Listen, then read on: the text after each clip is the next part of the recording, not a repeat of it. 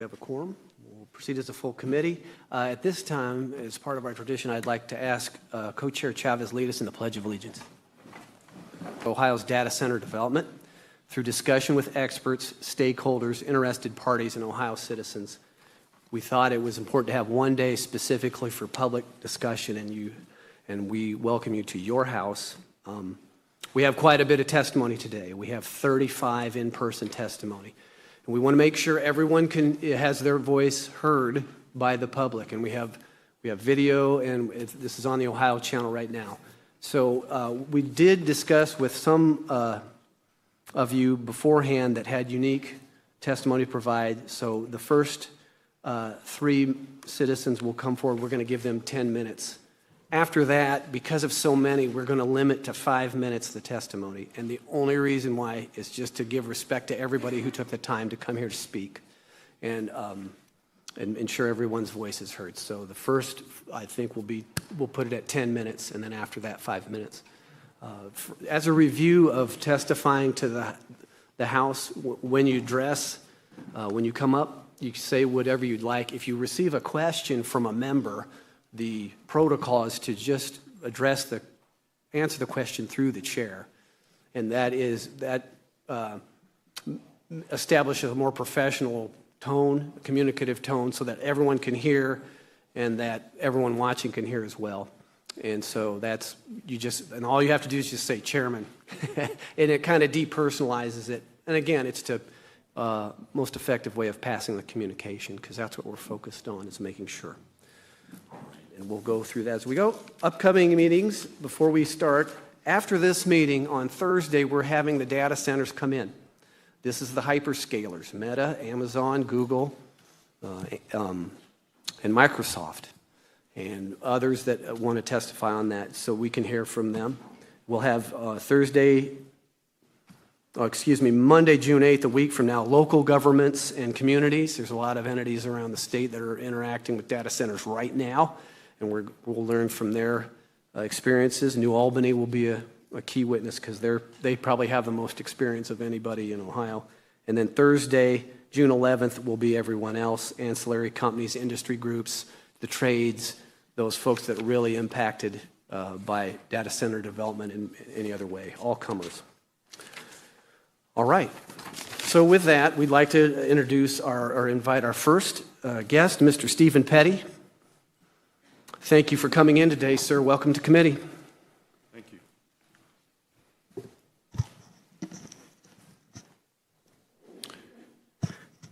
My name is Stephen Petty. I wish to thank the committee and Stephanie Stock for the opportunity to address issues related to data centers. My review will be a quick review of my qualifications, an overview of data centers, issues related to water and wastewater, and chemical, biological emissions, and then some closing remarks. I have undergraduate and graduate degrees with honors in chemical engineering, an MBA where I finished first in my class. I was a senior research scientist at Battelle and then at Columbia Gas, each for 10 years. The founder and president of EES Group for the last 30 years, so I've been practicing 50 years. I'm a certified industrial hygienist, a health and safety expert, professional engineer in 6 states, certified safety professional and OSHA expert. I have 9 patents and served as an adjunct professor at Franklin teaching geology and environmental. I've sampled for Legionella, mold, bacteria, nerve agents, biotoxin, asbestos, and dozens of organic chemicals. I even sampled the Blue Jackets' locker room to figure out why they were getting sick. I wrote a textbook on forensics engineering based on 10,000 projects, and I've served as an exposure, warnings, and standard of care expert in nearly 400 cases nationally, including benzene, PFAS, C8, silica, and most recently, East Palestine. Recently, I was named a voting member of the ASHRAE Committee on Infectious Diseases. Let's talk a little bit about data centers in Ohio. In 2024, best I can tell, there were around 150. In 2026, we're up to about 191. That's an increase of 41 or 27% in 2 years. While it's undisputed that these data centers will bring increased tax revenue and some jobs to communities, what is often lost is the downstream cost to these communities with regard to electricity, water, wastewater, and potential damage to the environment. And I'll give some examples in a second. In terms of water consumption, using 3,000 as a lower bound for data centers in North America. Total water consumption is 21 billion gallons of water, the discharge of around 6 billion to wastewater treatment systems. A medium-sized data center will use on the order of 100 million gallons of water a year. That's equivalent of about 1,000 U.S. households. The larger hyperscale centers using 5 million gallons a day would use the water equivalent of 30 to 50,000 homes. The elephant in the room is really the water quality and wastewater issues from my perspective. Well, everybody talks about how many gallons, few talk about how much water is involved in terms of treatment and where that stuff goes. The potential contaminations include biocides, anti-corrosion agents, minerals, scale, and even metals, as well as forever chemicals, named forever chemicals because the half-life is 1 million years. In other words, if you have 100 pounds of it in 1 million years, you have 50 pounds. I'm not going to go through all the categories of the concentrations that are in my handout, but I'll give some examples of some of the issues. One of the areas that I've worked on a lot is not only just the chemicals, but biologics, particularly Legionella from cooling towers. I'm working on the New York recent outbreak. And then we also have the potential that these facilities can discharge hot water 86 to 104 degrees, most into streams, lakes, waters, and other waterways. A lot of the critters don't like that. The good news is that the Ohio EPA would require permits to install and permits to operate based on federal standards for both water and air emissions. The bad news is for pollutants not regulated, they won't be regulated. That would be Legionella, phosphates, molybdates, glycols, biocides, and thermal discharges, along with PFAS. Let me give you an example on PFAS. PFAS is going to be regulated beginning in 2029 to 2031 for municipalities that have to treat PFAS down to 4 to 10 parts per trillion. This is 1 million times lower than most constituents that are at parts per million. I worked on the Middlesex, New Jersey case and did the cost estimates for facilities for 3 different technologies. The cost to that community was $30 to $40 million. So here's the problem. If you allow if the Ohio EPA doesn't regulate PFAS, and that is discharged to the environment, and then the municipality has to pick up that cost in 2029 to 2031, that's a huge cost. So the real issue on the regulatory side is what isn't regulated. And that's where the legislature has to fill in that hole. Potential solutions. Minimize community costs by requiring data centers to sell power, recycle water, and have their own wastewater treatment facilities. Use closed-loop cycles. You need 2 in a data center and 1 for the power plant. Use air-to-air heat exchangers rather than evaporative cooling because evaporative cooling uses 70 to 80% of that water goes into the air as steam or vapor. Use technologies such as activated carbon ion exchange and reverse osmosis for tertiary treatment to clean out some of these long-lived chemicals. And use continuous monitoring technologies so that we don't find out years or months later that we've got a problem. I have attached a presentation with many more details. Feel free to look at that. I appreciate the time to speak. Please consider these common sense legislation because I think it's really important that we take the time to not burden our municipalities with downstream costs because things aren't regulated. And what generally happens with industry, and I'm pro-industry, is they're going to take advantage of pushing that cost off to municipalities if they can. If you write the legislation so that they have to incur more of those costs themselves, they will. With that, I'll open up to any questions, but I appreciate the time to speak to you guys. Thank you, sir. Thank you for your testimony. Committee, are there any questions? Senator Reineke. Thank you, Mr. Chair. Thank you, sir. You said legislation. What legislation are you referring to? And what should we be legislating? Chairman, what I would suggest is that for the chemicals that are not regulated, and there's no evidence that Ohio EPA is going to regulate PFAS for data centers, For those chemicals, biocides, some of the other metals, and for thermal, I would strongly suggest that you put language in there that that meets guidance documents that are out there. Follow-up? Just in trying to keep with our mission statement of making sure we understand what the facts are, the EPA testified the other day that they have permits to install, they have indirect discharge permits. Why aren't those effective? They're effective for chemicals that are regulated, but they're not effective for chemicals that are not regulated. Senator Blackshear. Thank you, Mr. Chair, and thank you so much for your testimony. You came in as a interested party, and you described, you talked mainly about water quality and discharge.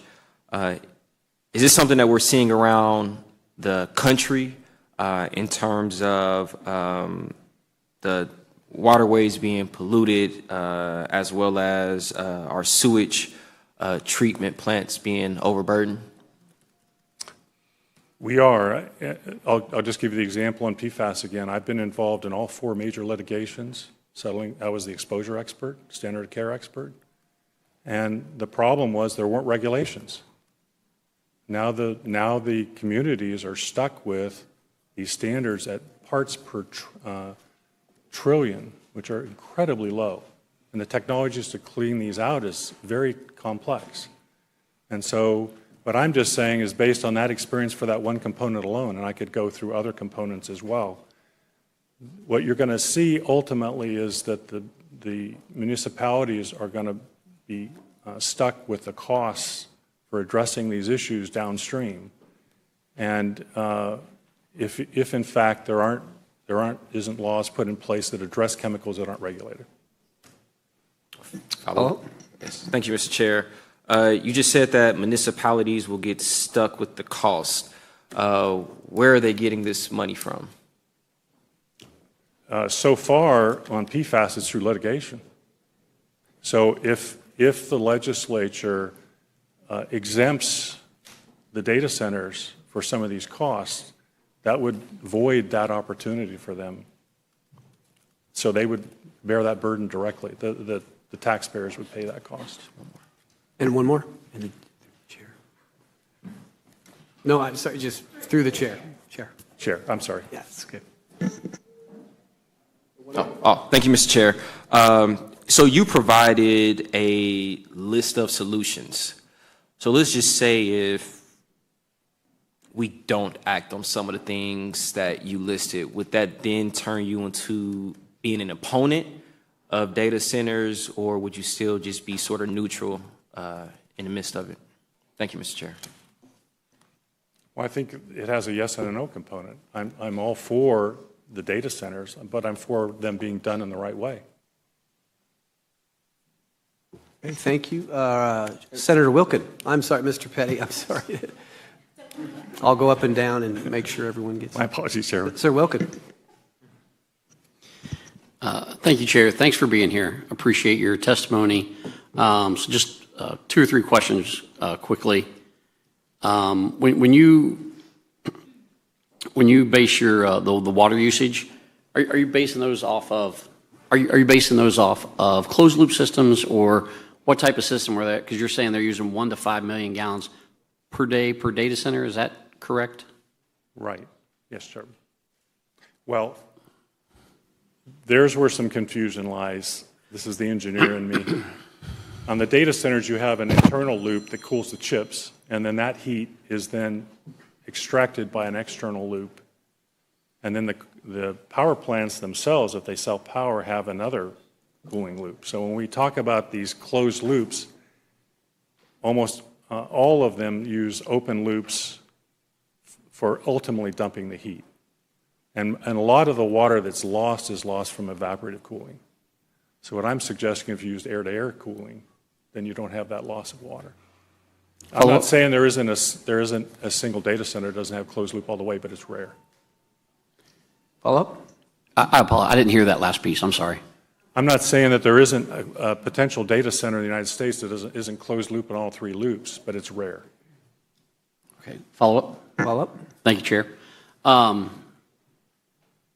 I guess to expand on that, here in Ohio, when as we talked last week, we can experience almost all 4 seasons in a day. Does the air cool air to air? Is that a system that's not going to from the grid on our hot, humid dog days of August? Or is there a system? Well, my advice would be ultimately not to have them tied to the grid. So there would be some additional power associated with the fans, but on the other hand, you're not pumping as much water either, so there's a reduction in pumping power there. So it's complicated to answer that question as an engineer. Follow up? Thank you, Chair. You talk about discharge. According to the EPA last week, there's only one data center, if I understood them correctly, only one data center in the state of Ohio that actually has a discharge permit. What's your response to that? And then what would be your response to those that would discharge into just a sanitary sewer like any other manufacturer or business might? Chairman, two thoughts. One, the quantities of materials we're talking about or water are much higher. We're talking about relative to, say, individual residents, they're thousands of times higher. Secondly, those discharge permits only address chemicals that are regulated. This is always the problem. It's been my experience, and unfortunately I've been now in litigation for 25 years. I'm probably one of the top exposure experts in the United States. You don't know me because I keep quiet. And my experience in almost all of those is that EPA is always in catch-up mode. The science trails the regulations. So what I'm trying to tell you folks is there are some things here that aren't regulated. They're coming. We know they're coming for the municipalities on PFAS, but not necessarily on the data center side. So the data centers would be technically able to discharge PFAS. But eventually, by 2029, there's an exemption they can go 2 more years, 2031. The municipalities who provide drinking water are going to have to meet these very rigorous standards. So meanwhile, we have that water that they've got to clean up having materials continuously dumped into it. This seems to me we should try to avoid the problem before having to clean it up. Thank you, Chairman. If I have one last one, I'll let someone else go. Follow up? Okay, thank you so much for your answers. The second one, you said you're not opposed to data centers, provided that legislation is written correctly. So do you think we have the ability here to write legislation which would eliminate the financial burden falling back on the municipalities or the locations where these centers are located or where they want to locate? Chairman, yeah, I wrote a textbook, and possibility means any probability above 0. I like probable, which means above 50%. I think the possibility is there. I think the probability is less so. Thank you. Thanks, Chairman. Any questions? All right. Co-Chair Chavez. Thank you, Mr. Chairman, and thank you for your thoughtful testimony. I just got a couple general questions and then some specific ones. So I was trying to figure out where are you from? I'm spoiled now that I'm 70. I spent half my time in Florida and half in Ohio, but I lived 40 years in Ohio before I moved to Florida. Okay, yep. Are you being paid for this in any way? No. Okay, thank you. So for the specific questions, you talked a lot about PFAS, and as an engineer, you know not to paint with too broad a brush, right? And you've gone in and out of that in your testimony. What would be the PFAS source in a data center? Why would they use that in the cooling system? It comes from the closed-loop cooling systems. It's part of the refrigerant, typically, and it also comes off of the Teflon-coated parts. So closed loop meaning closed loop, it's not going to be discharged, correct? No, the literature shows there is leakage from that system. So leaks can happen. Okay, so leaks can happen in any industry. Okay. What are the common sources of PFAS? The most common source, PFAS is a surfactant, which is not consumed in generation of products. It's used to make Teflon. The easiest way that I can explain it is people have seen on their windshield, they'll see the raindrops are kind of droplets. And if you add like a rain X, it makes it smooth, right? It's a surfactant. Well, PFASs are, in general, surfactants that are used in a different way, but they're used to make Teflon smooth. Otherwise, it would be very lumpy. That's traditionally where it came from. It was used by DuPont and 3M. May I continue to follow up? And surfactant meaning soap, basically. For the surfactant is a soap, a lubricant of sort. I just want to make sure folks understand what surfactant means. No, that's, Chairman, with all due respect, that's not true. In fact, I've testified 12 days in federal court on C8 about that. And soaps are surfactants, but surfactants is a broad category, but when you, and I know you're a chemical engineer, but by all means, PFAS is a completely different animal than soap with respect to surfactants. I was just trying to help folks generally understand what a surfactant is, so I'm not going to debate the technical nuances with you. What I do want to ask is what data centers are not the ubiquitous source of PFAS. Is that correct? Ubiquitous. I'm not sure how to answer that question. PFAS comes from sources far more likely than data centers. Is that correct? I don't know the answer to that question. That's the issue here is not just where does it also come from. The issue is it's not just the concentration, it's the volume of material involved.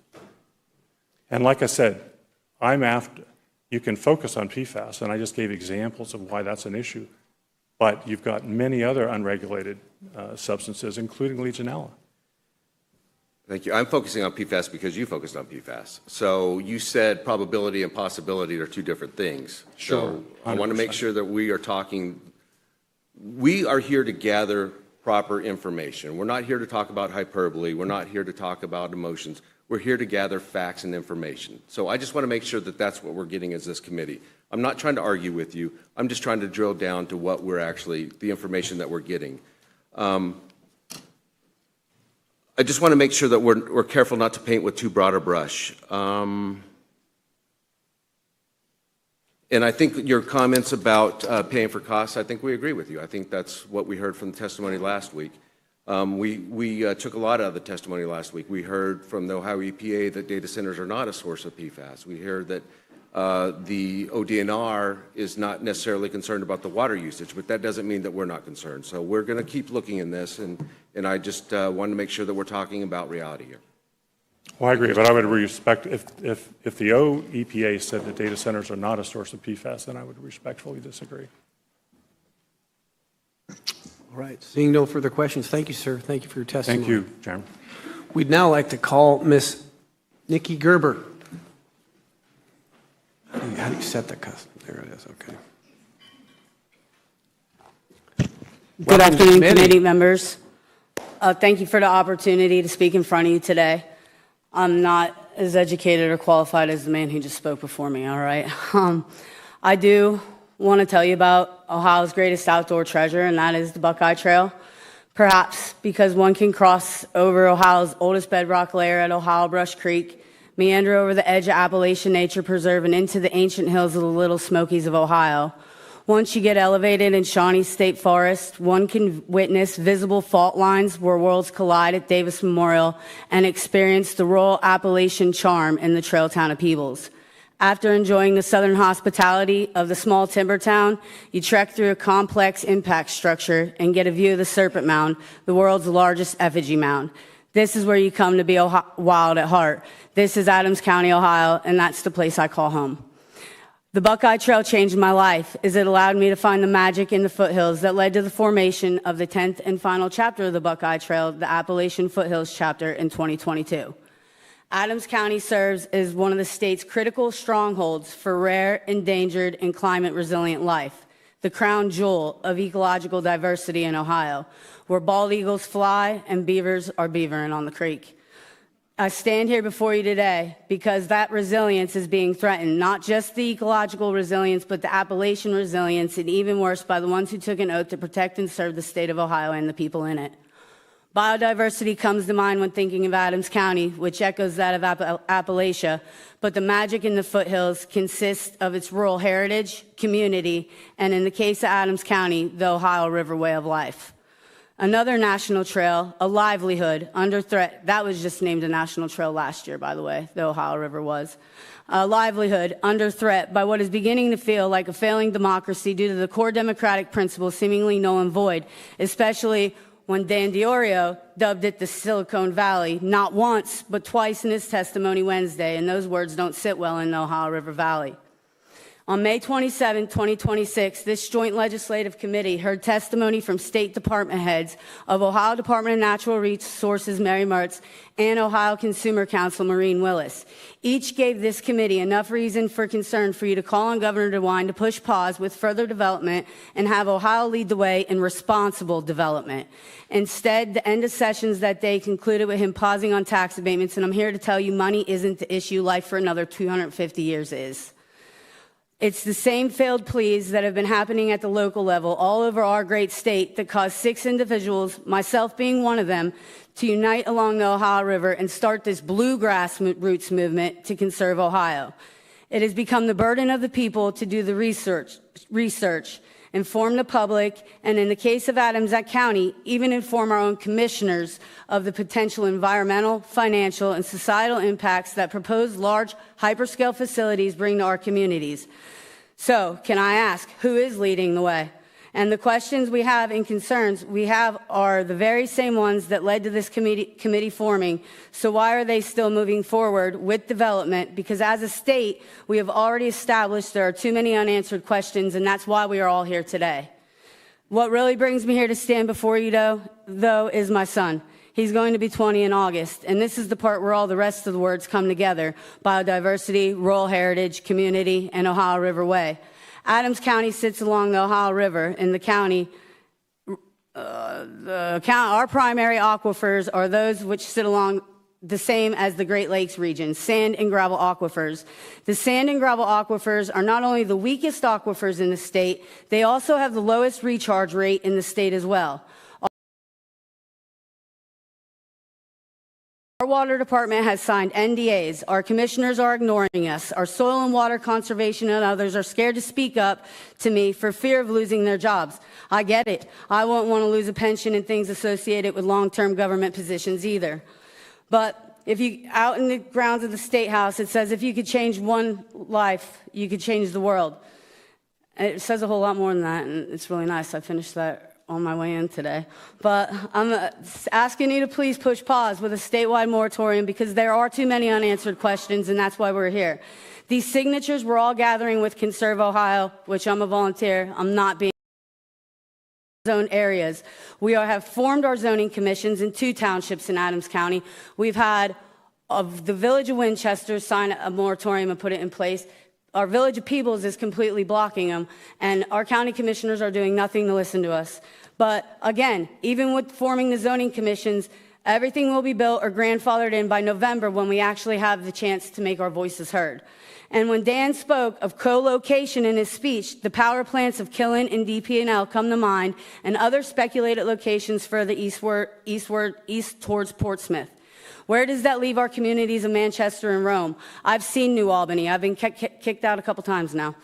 As I rode the Ohio River Scenic Byway to Maysville the other day, I did notice a sign I never noticed before, and it said drinking water protection area. To report spills, call this number.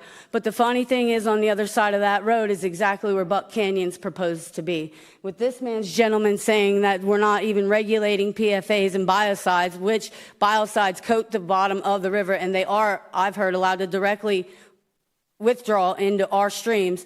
That kills the bottom feeding organisms along the creek and waterways, and there's a whole lot to that too. But anyway, as I rode the Ohio River Scenic Byway to Maysville the other day, I noticed a sign. It said drinking water protection area, report spills with the phone number.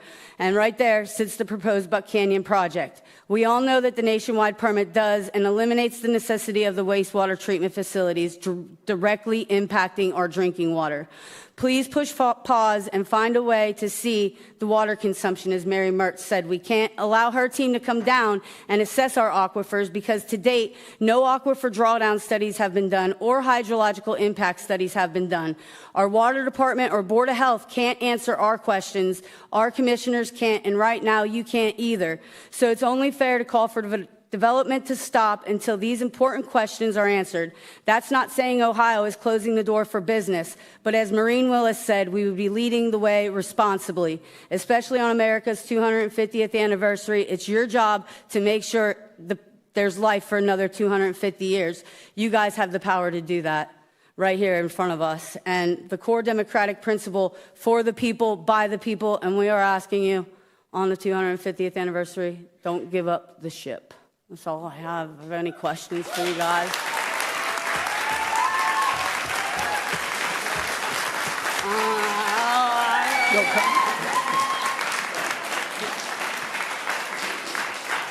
Yeah.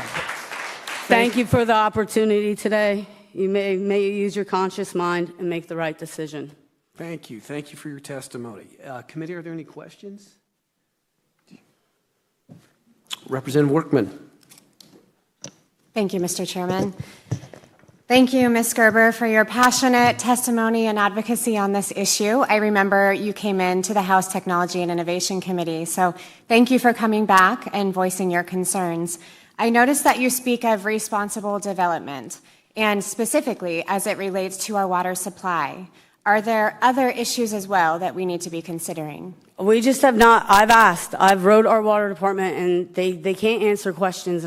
But they did answer when I asked if we've had an aquifer drawdown study, because the research I'm doing, and I'm nobody, you know what I mean? But it shows, and you can see from ODNR's website, that the sand and gravel aquifers are the weakest in the state, along with the Great Lakes. And it shows that we have the lowest recharge rates, where what happens in those drought months, in the dog days of summer, like you said, when it is drawing and it's pulling all that extra water, is there a cone of depression that comes onto our aquifers then? And then what happens? Like, we have many people with private residential wells.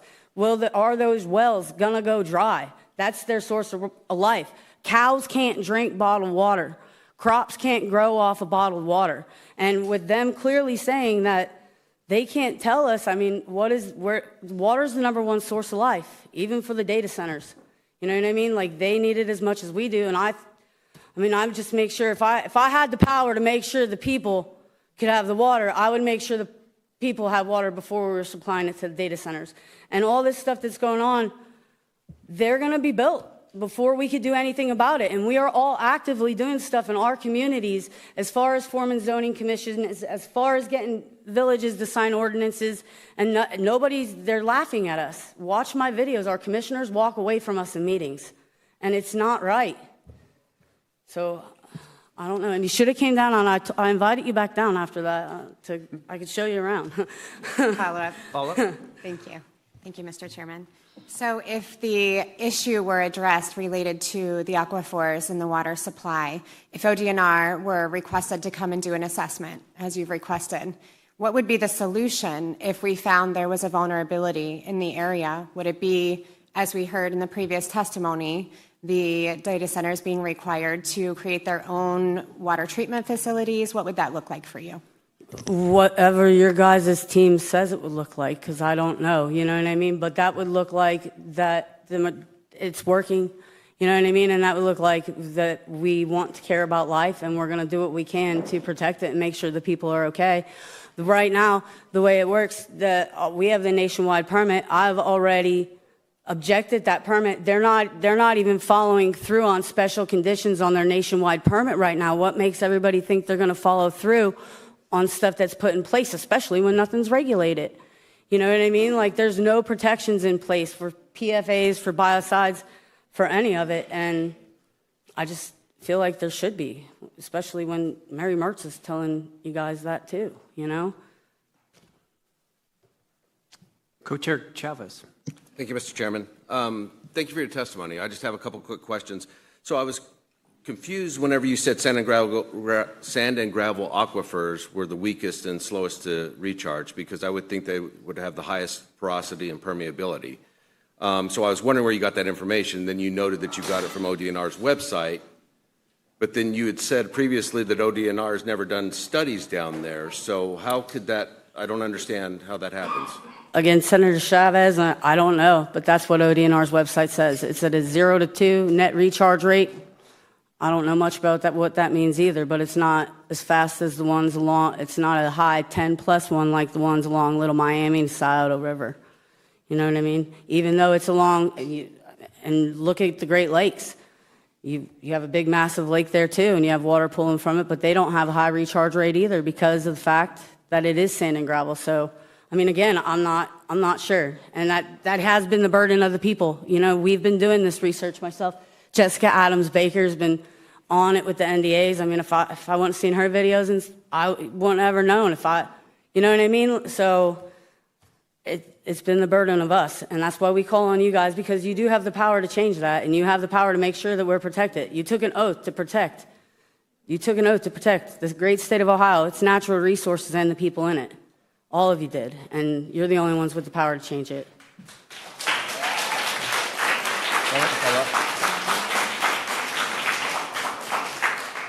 Thank you, and I hope that you're not suggesting that we're not taking that oath seriously. So I would. I believe most people are good. So, Thank you. you know. Thank you. So to me, and I'll follow up with ODNR, it seems like they have done a study if that information is out there. So we'll find out. I have another question about biocides. So biocides, again, sounds scary, but I mean, biocides are in our hand soap. They're in everyday house cleaners. That's how we kill the germs. That's how we fight off COVID. You said that biocides are laying in the bottom of the river, and I don't even understand how that happens. Can you explain that to me? Again, Senator Chavez, I'm just the citizen who's been given the burden of doing this research. I have no idea.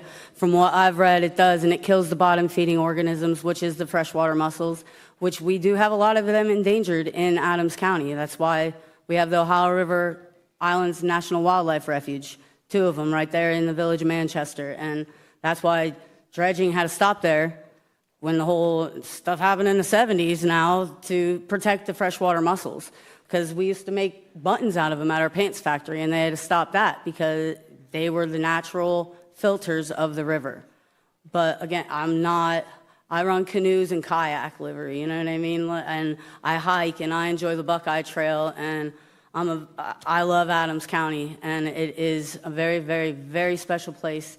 Not saying that everybody else's community isn't, but they've seen enough there. And it took, I don't know, any other questions?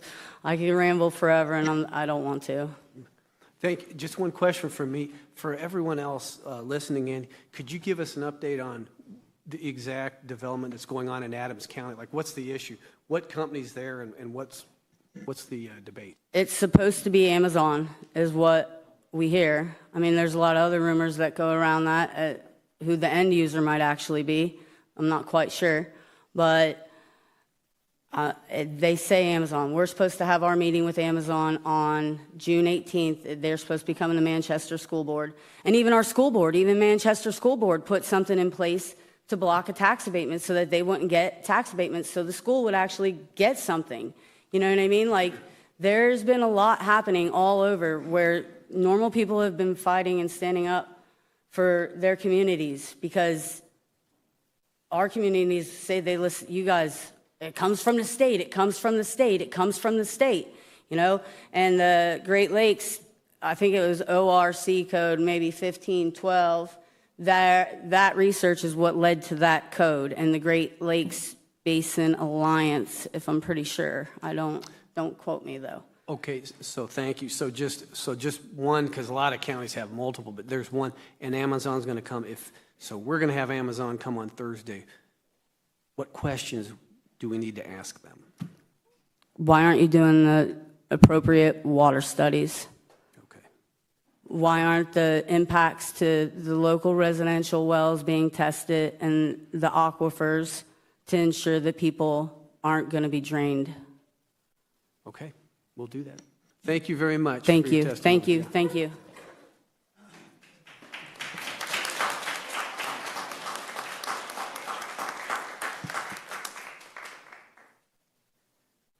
We now now like to call Stephanie Stock. Welcome to committee. Thank you so much. Chair Chavez, Chair Holmes, and members of the Joint Data Center Study Committee, thank you for hearing my testimony today. I am the president of Ohio Advocates for Medical Freedom. We are a nonprofit, all-volunteer organization that for the last 11 years has been advocating on behalf of Ohio citizens on the issues of informed consent, vaccine choice, and access to treatment options. We never imagined we would be testifying in front of a data center commission, but because of the level of outcry we have had from citizens, we are here today to address their top concerns. We have received reports from across the state that citizens are being denied the opportunity to participate in development discussions. They are seeing their city council members, as she mentioned, and zoning board members signing NDAs with the developers and completely bypassing the will of local citizens. When they express these concerns to legislators, they are told this should be a local decision. But is it? The Ohio legislature has actually aided in the diminishing of the say of local citizens by passing legislation which prevents members of the community from accessing information about data center plans and operations via public records request. The legislature also passed a law increasing the referendum signature percentage from 10% to 35%, making it more difficult for residents to push back against data centers in their area. Additionally, HB 126, which has passed the House and is awaiting a Senate vote, will give big businesses, including big tech and data centers, complete immunity from public nuisance lawsuits. This prevents local municipalities from suing to recoup taxpayer dollars or costs like sewer or water tower upgrades or other economic costs to the community that are not considered environmental impacts. These legislative actions prove that this body is willing to intervene in the local decision-making process. Unfortunately, these interventions benefited big tech rather than Ohio citizens. As a way to correct this, the state could require that any city, village, or township located within 5 miles of a proposed data center put it up for a vote on the ballot, just as they would for any local measure or levy.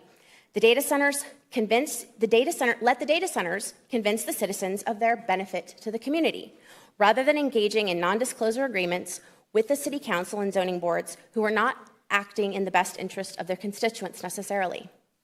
The majority of currently operating data centers are not operating on a zero water cooling closed loop system. Closed loop is used kind of generally, as you guys discussed earlier. These are partial loop evaporation systems. These systems require the use of chemicals like PFAS, forever chemicals, and glycols, which do have known serious adverse events on humans and aquatic life. Neither of these chemicals are currently required to be monitored by the EPA, either at the state or the federal level, meaning these chemicals are, in fact, being discharged into public water systems like lakes, rivers, and streams, as the director of the EPA indicated in committee last week. The use of these chemicals is not Chinese propaganda. It is, in fact, documented practice in partial looped closed loop evaporation systems, as presented by our industrial hygienist and chemical expert witness, Stephen Petty. The only way to ensure new data centers will operate in a way that actually protects our water and air quality is for this body to pass a law, including penalties for violations, that will require all newly approved data centers to use zero water cooling closed loop systems in both the data center facility and the attached power facility, which also requires cooling system mechanisms for operations, as Petty mentioned. Existing data centers that operate using partial closed loop evaporation systems should be required to add attached water treatment facilities within a reasonable time frame and meet water discharge standards for the chemicals used in their cooling system. The Ohio EPA must require and set strict water safety standards for the removal of PFAS, glycols, and any other chemicals that are being used in these cooling systems where the water will be discharged before that water can be discharged. Thirdly, noise pollution is another big concern for citizens. Studies have linked chronic background noise from these sites to poor cognition, reduced learning retention, and lowered reading comprehension in children living nearby. The proposed data center in Sunbury is situated 1 mile from a middle school. Data center noise can routinely be detected between 1 and 2.5 miles away from the facility, depending on the size. Subsonic and infrasound vibrations have been documented to ripple up to 5 miles. Noise pollution concerns can be partially addressed by the state also requiring data centers to use the best noise reduction mechanisms available. And again, if you have a citizen vote, that's obviously the best way to mitigate noise pollution because they can vote to have them outside of the 5-mile range. Fears of strain on the power grid and water supply are also a concern. These can be mitigated by the legislature requiring all new data centers to operate behind the meter, providing 100% of their own energy by using attached power facilities, and require the data centers, as I mentioned earlier, to use the zero water cooling closed loop systems. The government exists to protect the life, liberty, and property of its citizenry. A recent Gallup poll shows that 70% of Americans do not want a data center in their community. The current data center ban petition exemplifies what happens when citizen concerns remain unaddressed by the legislature. Much like we've seen with vaccine mandates, the more the citizens feel they have something forced on them against their will, the more resistant they become. If the Ohio legislature wants Ohio to continue to be open for business for data centers, then the common sense state requirements I have mentioned today should be passed into law. Thank you. I'm happy to take questions. Thank you for your testimony. Committee, any questions? Co-Chair Chavez. Thank you, Mr. Chairman. Thank you for your testimony. I was interested when you said that citizens should vote on data centers within a 5-mile radius. Where do we draw the line? Does everyone have to apply for a vote? For every gas station, every pig farm, every school? Through the chair. The 70% polling rate is regarding data centers specifically. So I'm suggesting that data centers specifically be required to be a measure like a levy or anything else for a community for a data center located within 5 miles of that city, village, or township. So the radius would be within 5 miles, and it would be for any data center. Follow up. So we're not being fair to the industries. We're just saying data centers alone. Through the chair. The citizens are going to continue working to ban them if the legislative body doesn't take action to give them a voice.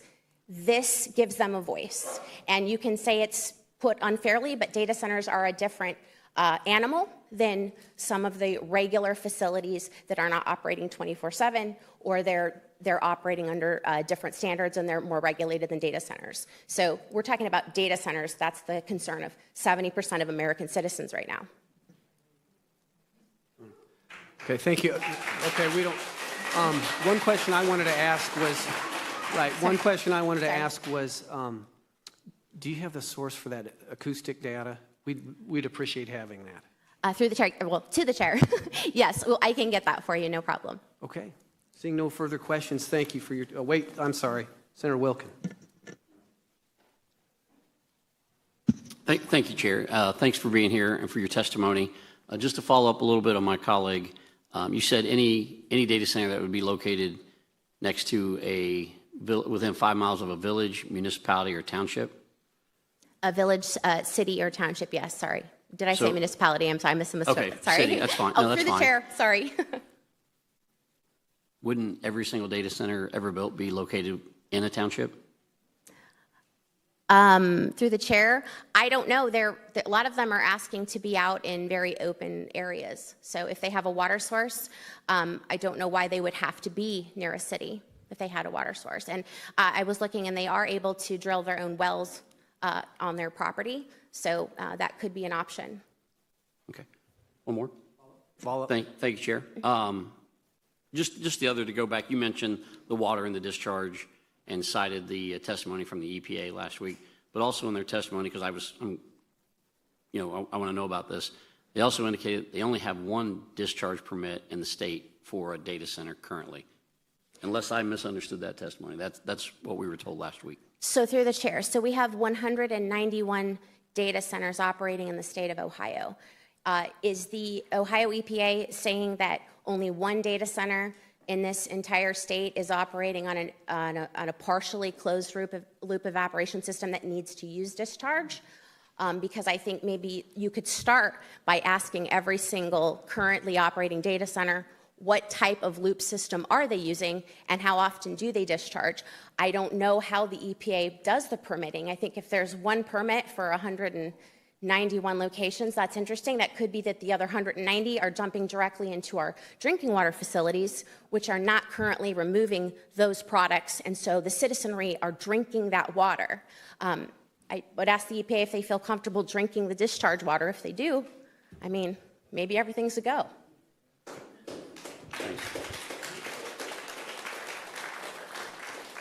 Follow-up?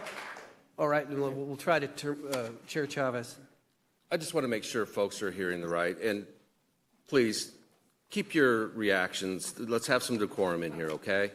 I just want to make sure folks are not being scared unnecessarily. There's no, to Senator Wilkins' question, there's only one that's not discharging into a wastewater treatment facility. They're not discharging into drinking facilities. People are not drinking discharged water. These are going into wastewater treatment facilities, 190 out of 191, or whatever numbers you're using. Okay, so let's just make sure that we're not saying things that are inaccurate. Through the chair, those facilities do or do not go through a cleaning process that then go back into the drinking water. Follow-up? I would hope every wastewater facility treats their water. So I'm not testifying here. I just want to make sure that the folks that are testifying are giving relevant and accurate information. Through the chair, I agree. Do you guys have that relevant and accurate information available to you? Have you asked for that yet? Yeah, we understand. We understand. Okay. Thank you. But this. Yeah, don't clap, guys. I appreciate it, but. Thank you. All right.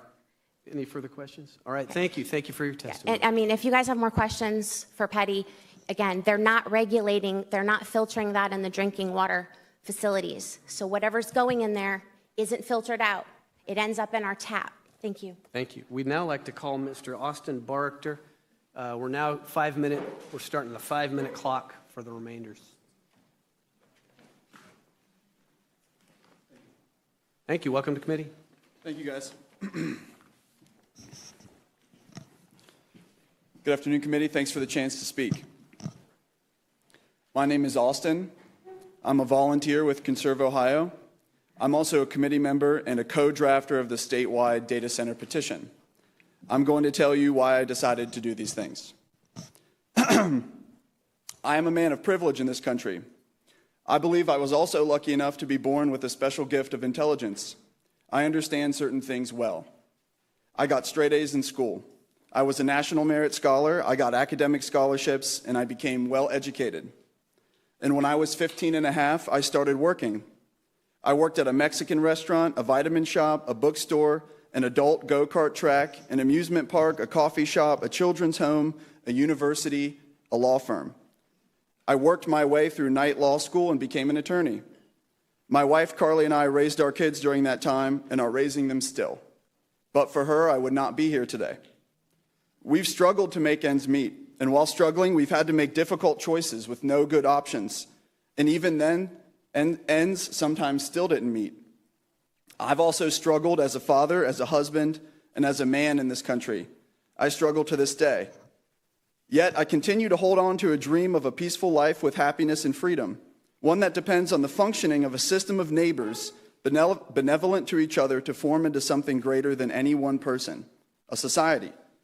I have worked myself to the bone, buying into the hope that such a dream is not just a dream, and so have all these people around me here today. And now we are all here so you can find out facts about data centers. You should have found out about them years ago, before they descended on us en masse. That was your job, but you didn't. Instead, we had to find out about them, on top of working ourselves to the bone just to make ends meet. We had to find out and speak out, only for you to now form your committee at the 11th hour. I have now seen firsthand how elected officials across this state lie, backchannel, misdirect, and gaslight their communities when people raise concerns about what is happening around them. I am not at all surprised by the greed of corporations operated on principles adverse to the human condition, but I am surprised by those who took an oath to represent us, the people, and to advance our interests, our hopes and dreams, who are now advancing the interests of those adverse to us by allowing hundreds of data centers or approximately, into our state before you decided to see, quote, what reality is about them. Mr. Chavez, those are your words. Those whose speech you listen to is ours, not theirs. That is your duty.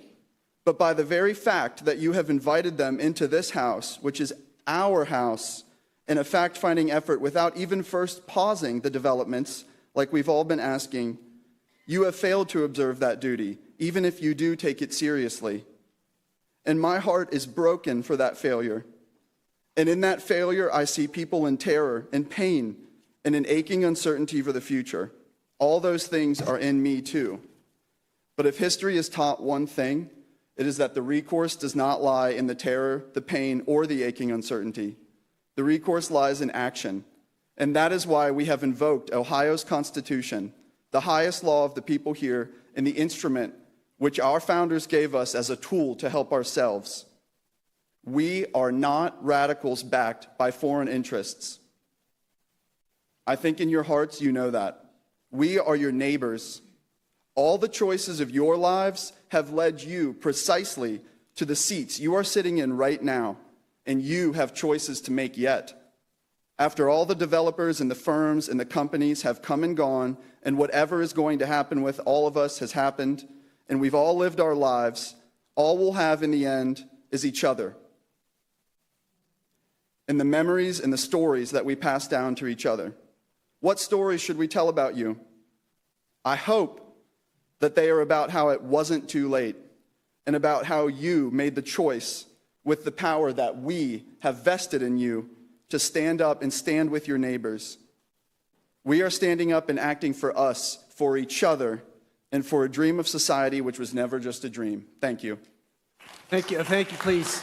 This is all for the audience listening in on Ohio Channel. But thank you. Committee, are there any questions? Seeing none, thank you for your testimony. Thank you, guys. We'd now like to call Ms. Jessica Baker.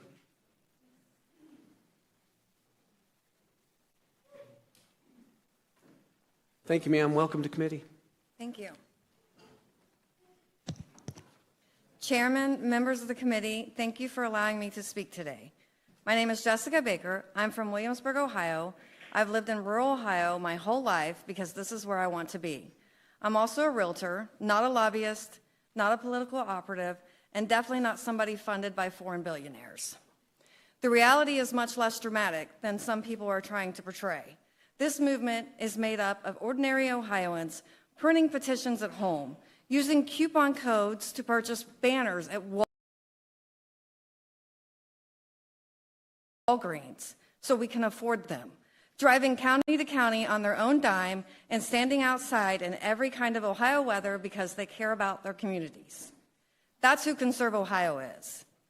What's been most surprising is who is standing beside each other now. Republicans, Democrats, Libertarians, farmers, environmentalists, small business owners, parents, grandparents, people who normally would never agree on anything are suddenly working together because they started seeing the same things happening all over Ohio. It's the most beautiful thing I have ever seen. As a realtor, I also have to ask, if we have a housing crisis, why are we tearing down perfectly good homes or placing massive industrial projects right beside neighborhoods and new subdivisions? Who is going to want to build or buy a home beside thousands of megawatts worth of industrial infrastructure?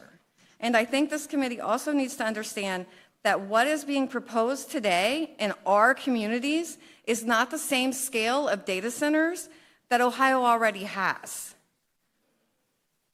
Much of the information publicly discussed on May 27th involved facilities that were only a few hundred megawatts at most. And I say only, but that's huge.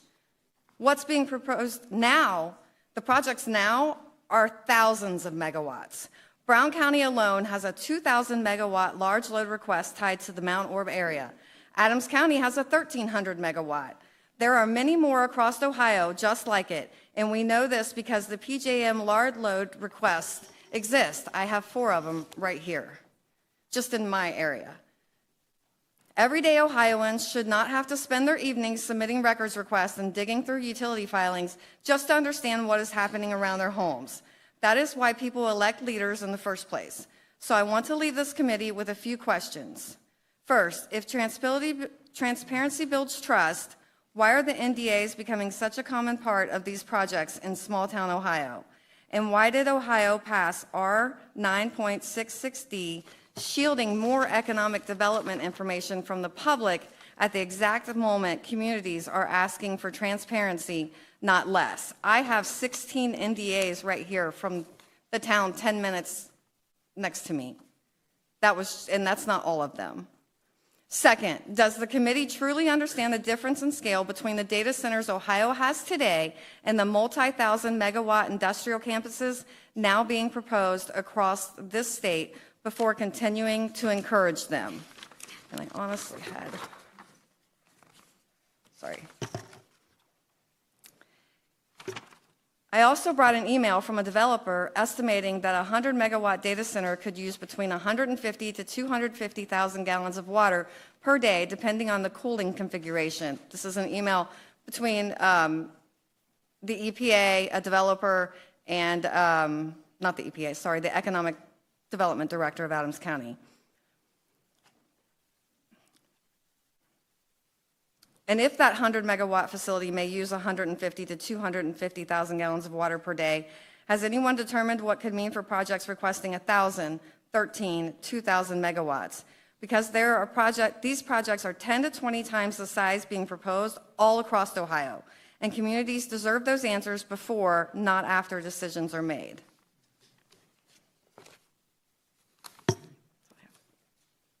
Thank you. Thank you for your testimony. Committee, are there any questions? Yes, Representative Glass. Thank you, Mr. Chair, and thank you for coming. Thank you. I know it's a long way and an inconvenience to do this in the middle of the day on a Monday.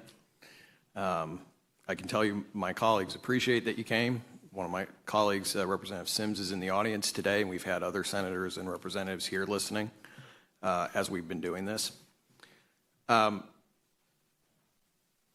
One of the aspects of this are NDAs, non-disclosure agreements. Could you speak to if public officials in your area have taken public actions, either approving projects going forward or other official actions, not just planning, not just talking, but actually taken votes and allowed things to go forward with key information not available to the public? Could you discuss that? Yes. Through the chair. Thank you. Through the chair.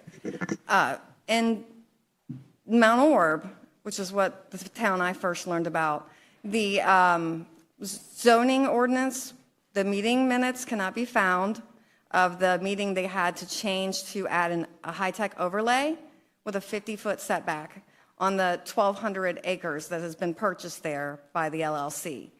And there's no record of the meeting minutes. And then in early December of 2025, I believe, the council voted to pass that zoning ordinance as an emergency.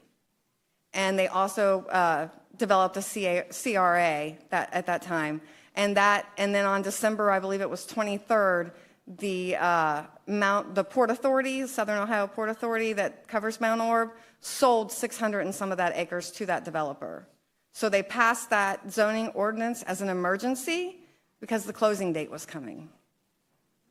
Is that what you're asking? Follow up? So, but when was the information public? Was that after the public action the vote was taken or before? And if so, how much before? Do you have a sense for? Yeah. The public wasn't aware of anything happening until July 9th of 2026, or January 9th of 2026. I'm sorry, I'm trying to make sure I'm following time. Is that before or after the governmental votes? After. Okay, thank you. Follow-up? One more follow-up. So let me ask the other half of the coin. I'll say I find it hard to stomach the idea of taking official action without the information being public first and insufficient time for the public to react. But let me ask the other side of it. We've heard instances of bad actors. We've also seen instances of good actors in this. Our mission is to protect ratepayers, to protect jobs, protect our environment, and be transparent. Why should we take a one-size-fits-all of blocking the good projects as well as the projects that are not acting in good faith? with a full moratorium? Or do you not agree that there should be a moratorium? Through the chair. Through the chair, I would like to see a moratorium until what we're doing right now can be further looked at. All the information. I'm not anti-tech. I'm not anti-data center. You know, I know that things are needed, but I do like water. So, I mean, I've got lots of questions, and you add the secrecy and the non-transparency to it, and it's mind-blowing. It's why I'm here. It's what changed my whole world and turned it upside down in January. And I'd much rather be home with my dogs. Representative Workman. Thank you, Mr. Chairman. Thank you, Ms. Baker, for being here and taking the drive to come and talk with us today. You said you had a number of NDAs that have been signed in your community. Of those, how many are from local officials? We had Mount Orb had Through the chair, please. Through the chair. Mount Orb had a council turnover at the beginning of the year. So this is a councilman, because they say right on here, council member, economic development, council member. This one did rescind his NDA, and he actually helped get Mount Orb a 6-month moratorium. Council member. We have the utilities superintendent, the tax administrator, street commissioner, fire chief, village engineer, the mayor, and another councilman. And I know there's more, I just couldn't get them all printed last night. Senator Wilkin. Thank you, Chairman. Thanks for being here. You're just a little south of me from where I live. Not far. Just a quick question in regards to the NDAs. Do you see any situation where at some point, if it's not through the elected, but people that may work for the entity, that those are appropriate? Through the chair. Through the chair. Thank you. Personally, my opinion, I don't think elected officials should be signing NDAs. I don't. Follow up? Follow up? So, for example, what about the person that's hired to do economic development in any county around? Do you think they can, or do you think they should not? Through the chair. I think that's a workaround. So, no, I don't think they should sign it either. Because that's, in Adams County, that's been the case.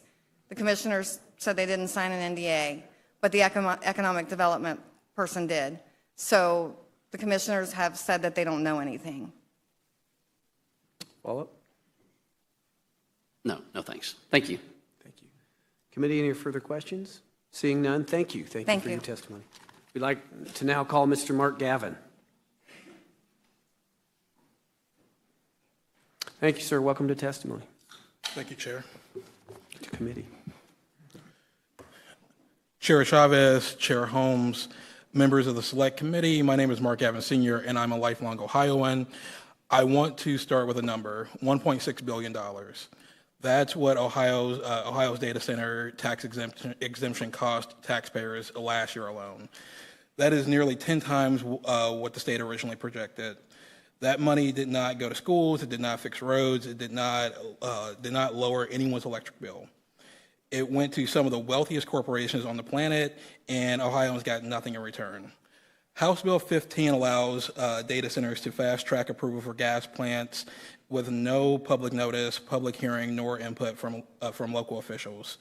And it's already being used. The state approved the largest fracked gas fuel cell in North America to power an Amazon data center in Hilliard. This is next to homes, schools, and even an animal shelter.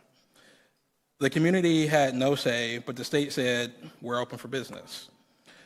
This increase in data centers has also led to the direct increase in fracking in our state parks and public lands. Over 16,000 acres of Egypt Valley wildlife area has been fast-tracked for fracking alongside the expansion of behind-the-meter fuel cells like the one in Hilliard. I do not believe that this is a coincidence. On Wednesday, an industry lobbyist who was here downplayed AI as a leading cause of data center expansion and did not address cryptocurrency's role at all.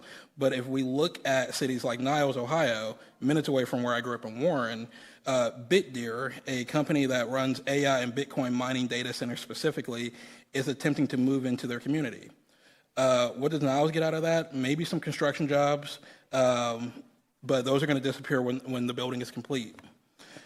After that, they're left with a massive facility that pulls enormous amounts of power and water. It only serves global tech elites, and it answers to no one in Trumbull County. I'm from Trumbull County originally. I'm here in Columbus now. But I was in Niles yesterday, actually, and I can tell you there's no crypto billionaires in Niles. I call on this committee to follow Governor DeWine's lead and end the tax giveaway permanently, and to give communities control over what gets built in their neighborhoods, and to end fracking on our public lands. And thank you. I'm happy to answer any questions. Thank you for your testimony. Committee, are there any questions? Seeing none, thank you. Thank you for your testimony. Thank you, Chairs. We'd now like to call Ms. Helena Volzer. And then I'll give everyone a 1-minute warning if we get close to that. Thank you. Welcome to committee. Thanks so much for having me. Chairman Holmes, Chairman Chavez, and esteemed members of the Select Committee on Data Centers, my name is Helena Volzer, and I'm the Senior Source Water Policy Manager at the Alliance for the Great Lakes. On behalf of the Alliance, thank you for the opportunity to provide subject matter testimony today on data center, freshwater, and community impacts. I am also a lifelong Ohioan. I hold a bachelor's degree in political science and international studies from Wright State, as well as a law degree from Case Western Reserve University School of Law. As Senior Source Water Policy Manager at AGL, I bring a depth of knowledge and legal expertise to AGL's water resources policy work. I previously spent over a decade at the Legislative Services Commission, providing drafting, research, and bill analysis to you fine folks at the Ohio General Assembly on matters of environment, natural resources, agriculture, transportation, and public safety-related matters. Most recently, I authored AGL's A Finite Resource Report, which I've provided the committee, examining how demand for water is increasing across the Great Lakes region and the need for serious planning, policy, and regulatory actions now to ensure water is available for today and future generations. AGL is a nonpartisan, nonprofit organization that's been working for over 50 years throughout the Great Lakes region to protect our most precious resource, the fresh, clean, natural waters of the Great Lakes. The Great Lakes are a globally significant, finite, and precious resource. They hold 22% of the world's fresh surface water and provide drinking water to over 40 million people in the United States and Canada. Perhaps less well known is the lake's essential connection to groundwater. Between 20 and 40% of the water flowing in and out of the Great Lakes system originates as groundwater, and in Ohio, about 42% of residents are relying on groundwater for their drinking water. Yet as I speak, groundwater is becoming increasingly vulnerable to over-extraction, especially during peak summer months that are growing hotter and drier due to climate change. For example, Ohio experienced such significant drought in the spring and summer of 2024 that the state authorized $10 million in drought relief for farmers. That connection between groundwater and surface water means that our surface water resources can become stressed if groundwater becomes depleted. With simultaneously competing demand for water from agriculture, industry, data centers, and residential use, Ohio communities are facing complex trade-offs in managing their finite water supplies. Nevertheless, large water users such as data centers are being proposed and cited before there's been any comprehensive evaluation of whether or not that watershed can handle it. Currently, factors such as groundwater recharge rates, whether existing supplies can sustainably meet future demand, including the data center's water use at peak capacity, potential impacts of water and wastewater impacts on ratepayers, and the cumulative effects of increasing water withdrawal is not being factored into decision-making process in the siting process, and they should be. You have here a list of different factors that can occur when water supplies aren't sustainably managed and responsibly. Increased conflict, increased scarcity creates potential for an increased conflict that Ohio groundwater law is currently ill-equipped to resolve. Ecosystem impacts, right, when groundwater is pumped out faster than it can recharge, our waters are impacted, can reduce flows, impact our streams and degrade wetlands. Increased costs. Increased water scarcity means increased costs. Bottom line, if well owners or water systems have to drill deeper, they incur not only additional expenses in doing that, it risks contaminating those aquifers with salty brine water below. Drilling deeper may not even be an option. If it's completely depleted, then you have to connect to a public supply, also further increasing costs. Finally, if water systems are prepared to handle data centers at their peak capacity, it can cause drops in water pressure for customers, leading to water main breaks, and that can introduce additional contamination. All of that can trickle down to ratepayers, and you can see how that might occur if communities are not negotiating for that. Unsafe polluted water, you heard earlier today, Ohio regulations are not designed to sufficiently monitor and regulate pollutants in data center wastewater discharge. and then increased pressure on the Great Lakes system. When groundwater levels decline, so does the natural flow to our lakes, rivers, and streams, and over time that cumulative pressure increases, causing communities to look elsewhere for water. You can see an example of that in Joliet in Illinois, turning to Lake Michigan for water. A framework for more sustainable and transparent water use is urgently needed. Over 97% of data centers are connecting to public water supplies, meaning that the registration and consumptive use permit requirements we do have do not apply. As you heard from Director Mertz last week, ODNR is seeing a noticeable increase in public water supply withdrawal. However, because those reporting requirements fall to the water system, DNR can't determine how much of that is attributable to large water-using facilities like data centers. Moreover, when they're powered by fossil fuels or nuclear power, that drives additional water use and consumption at those power plants. And as Director Mertz also noted, they're not required to obtain consumptive use permits, and that's a gap that the state should seek to close. Transparent water use reporting, a comprehensive system to manage water resources sustainably and accountably to reduce the potential for groundwater conflicts, and consumer protection requirements to ensure data centers pay their fair share of water and wastewater infrastructure can be among the solutions. Our technology changes quickly. Just a few years ago, we had no AI, we had no hyperscale data centers, but now we host in the Great Lakes region nearly 1/5 of all U.S. data centers, with growth expected to exceed national averages through the end of the decade. The speed with which this is going means Ohio urgently needs a framework to adapt to the times and provide a comprehensive way to ensure water is available now and for future generations. Comprehensive monitoring, ensuring transparency, preventing pollution is necessary to equip the state with the tools it needs to make sure that fresh, clean water is available for all. Because if there is no clean, safe water, then there won't be any water. Thank you, ma'am. That's 5 minutes. Thank you very much. When we have the testimony on hand and the rest of it, you're almost done. Committee, are there any questions? Seeing none, thank you for your testimony. We'd now like to call Miss Emily Harper Carmen.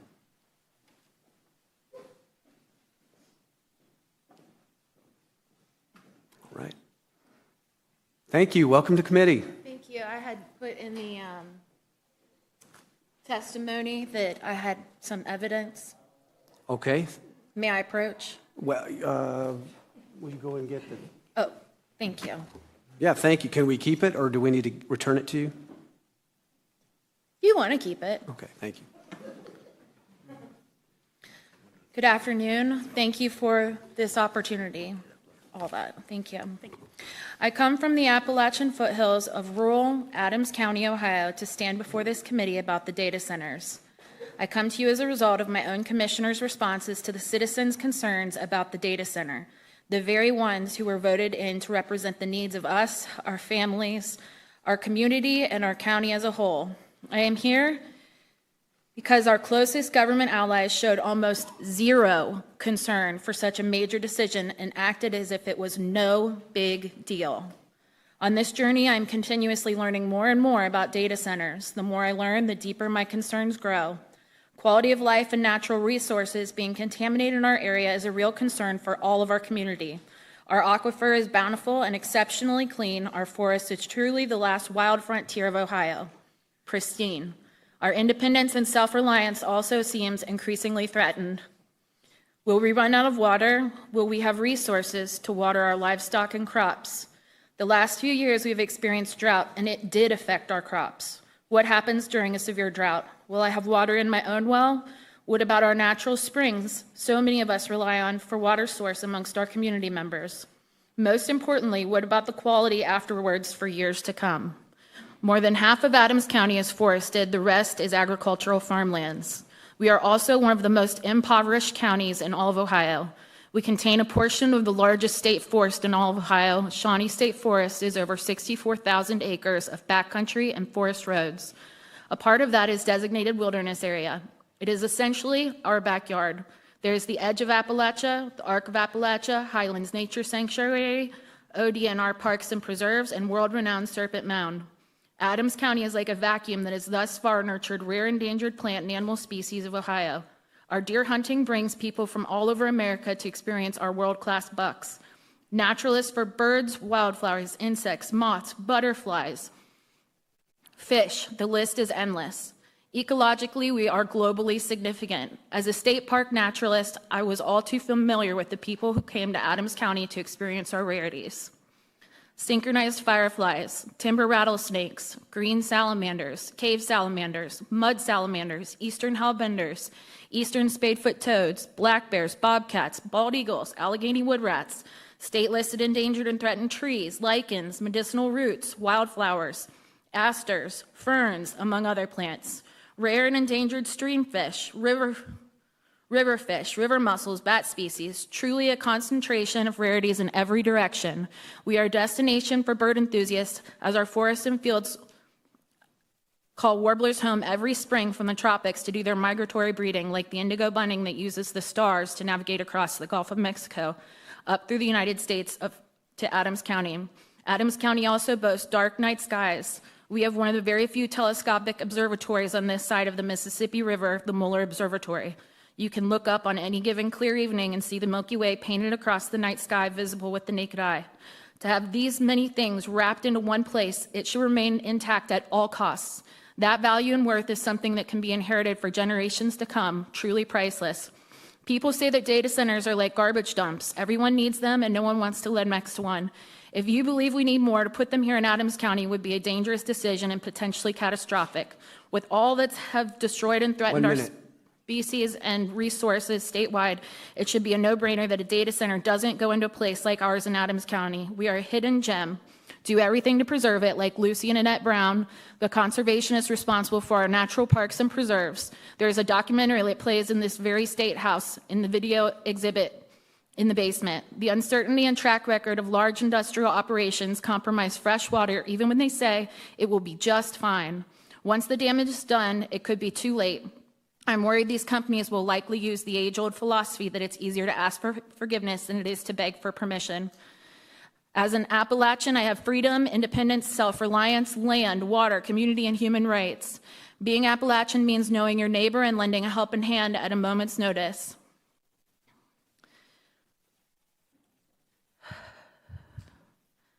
America's Appalachian areas have had a bad history of resource grabbing from these sorts of extractive industries. Thank you, ma'am. That's 5 minutes, and we do have the rest of the testimony. Also, some impressive pictures of Appalachian flora and fauna. That's what she handed us of the animals. There's so much, Chair, that I could not print them all out. Yes, ma'am. Thank you very much. We'd now like to call Kathy Cowan-Becker up on deck, Emily Young.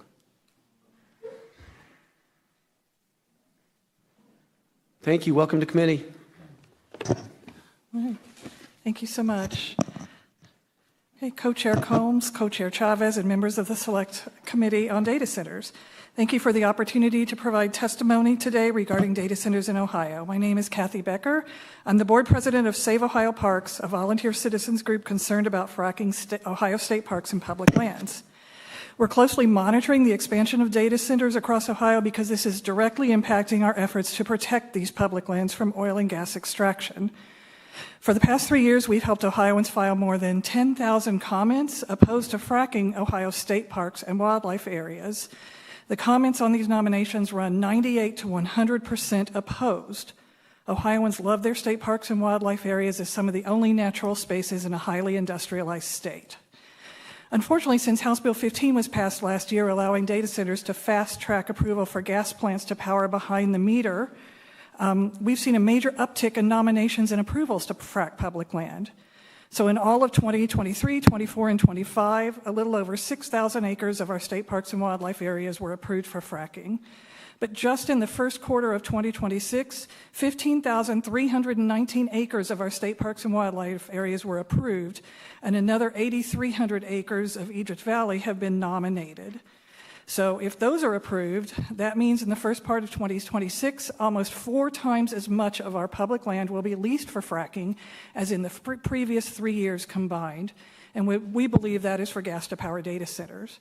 Fracking for gas has a number of enormous costs to communities. I'm not going to read through this, it's in my testimony, but costs to health, to our climate, the number of accidents that happen, a great deal of our water, billions of gallons of fresh water converted into toxic and radioactive waste that has to be injected into injection wells, and some of them have leaked into other orphan wells and production wells, and they threaten drinking water.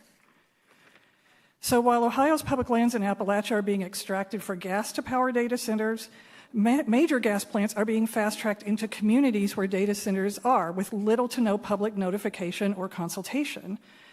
During the House Bill 15 hearings last year, I testified at least 4 times that the way the bill was written would end up with major gas utilities sited next to residential areas without community consultation.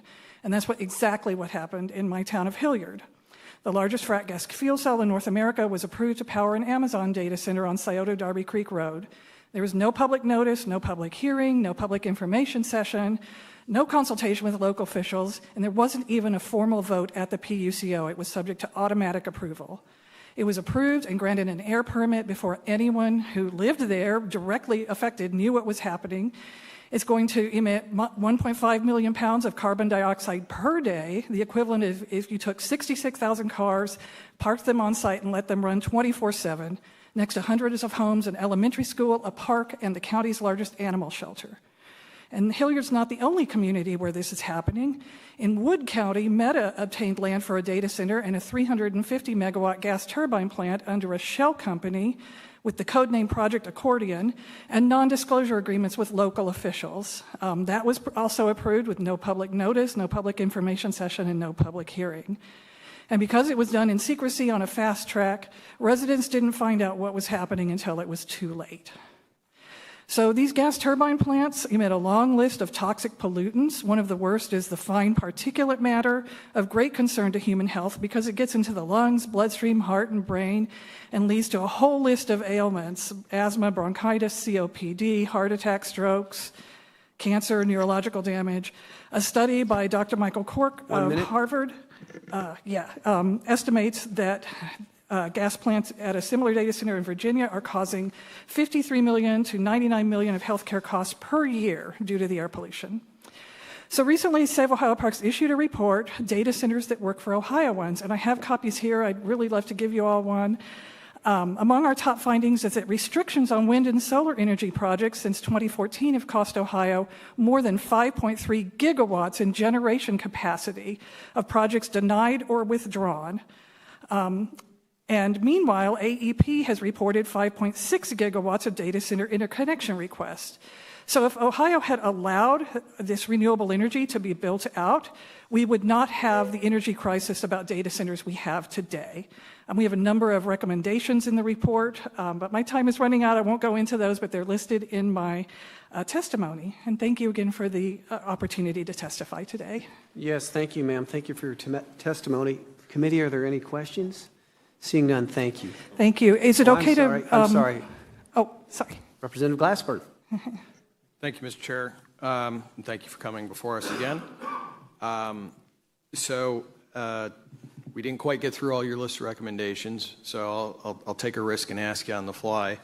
Representatives Lett and Cockley have a bill concerning disclosure of water with the discharge going into municipal systems. Have you looked at that bill? Do you have any commentary on that? I haven't looked in detail of that bill, but public disclosure of water use and energy use is one of our recommendations, so I would think we would be inclined to support that bill. Follow-up? Yes, and I'll just add without piling on too much here. You mentioned 5.3 gigawatts of solar. PJM in their testimony to us last week said that Ohio is now up to 8 gigawatts of blocked solar. Oh, I'd like to find out about that. The 5.3 is 3.3 megawatts of wind energy that was blocked by the 2014 wind setback law. The wind industry issued a report saying 3.3, and then the other 2 comes from solar projects that the OPSB denied or blocked, and they've denied several since then. So, it's probably a lot more than 5.3, as you point out. We will look into that. Thank you. Any further questions? Seeing none, thank you for your testimony. Can I give our reports to someone? Yeah, someone will get those from you. Okay, thank you so much. We'd now like to call Emily Young. Emily Young and Nanette Fitzpatrick's on deck. Thank you, ma'am. Welcome to committee. My name is Emily Young. I am from Manchester, Ohio, in Adams County. I was born and raised on Lick Skillet Road, just like my father and grandfather before me. My family is deep-rooted in this community. My father worked for 28 years at the J.M. Stewart Station, a coal-fired power unit. My grandfather operated the Hotel Hester and the Western Auto in town. When Walmart came to our county, my grandfather's business could not compete. Like many small businesses across America, it was a casualty of economic change. But even Walmart did not ask our communities to surrender the amount of land, water, energy, and local control that many communities are now being asked to surrender for hyperscale data centers.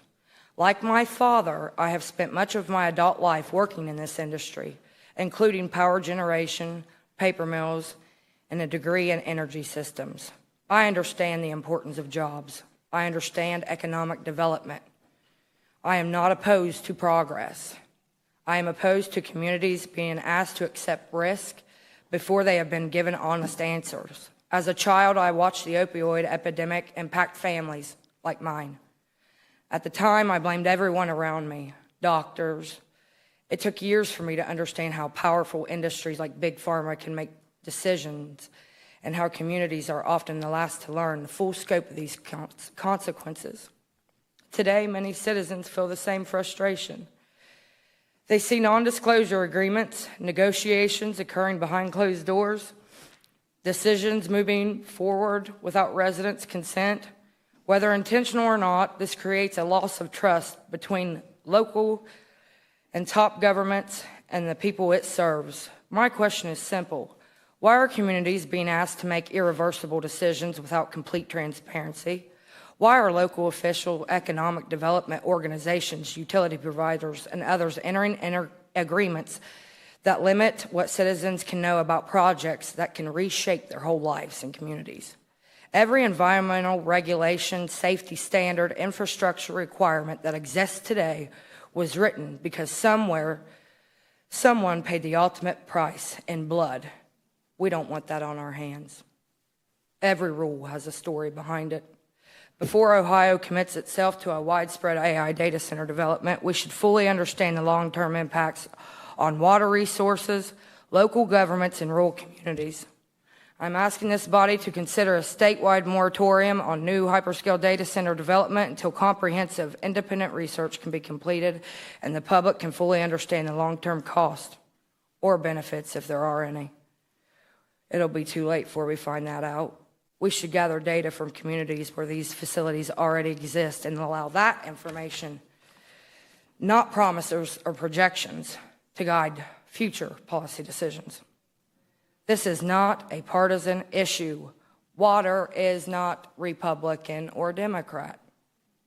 Healthy ecosystems are not Republican or Democrat. We expect a transparent government with our elected officials and our appointed who are signing NDAs. The people of Ohio deserve facts. They deserve transparency. They deserve a voice. I ask each of you to look beyond the immediate promises and ask yourselves a simple question. Will this leave our communities stronger, healthier, and more sustainable than they are today? If the answer is uncertain, then we owe it to the people of Ohio to slow down, pause, ask harder questions, and get the answers before you move forward. Today, you hold the power to make decisions that will impact me, my community, our families, our states, our ecosystem, public health, and our grandkids and children. With that power comes the responsibility to make difficult choices, especially during times of conflict, uncertainty, and challenge. History will remember the decisions you make today.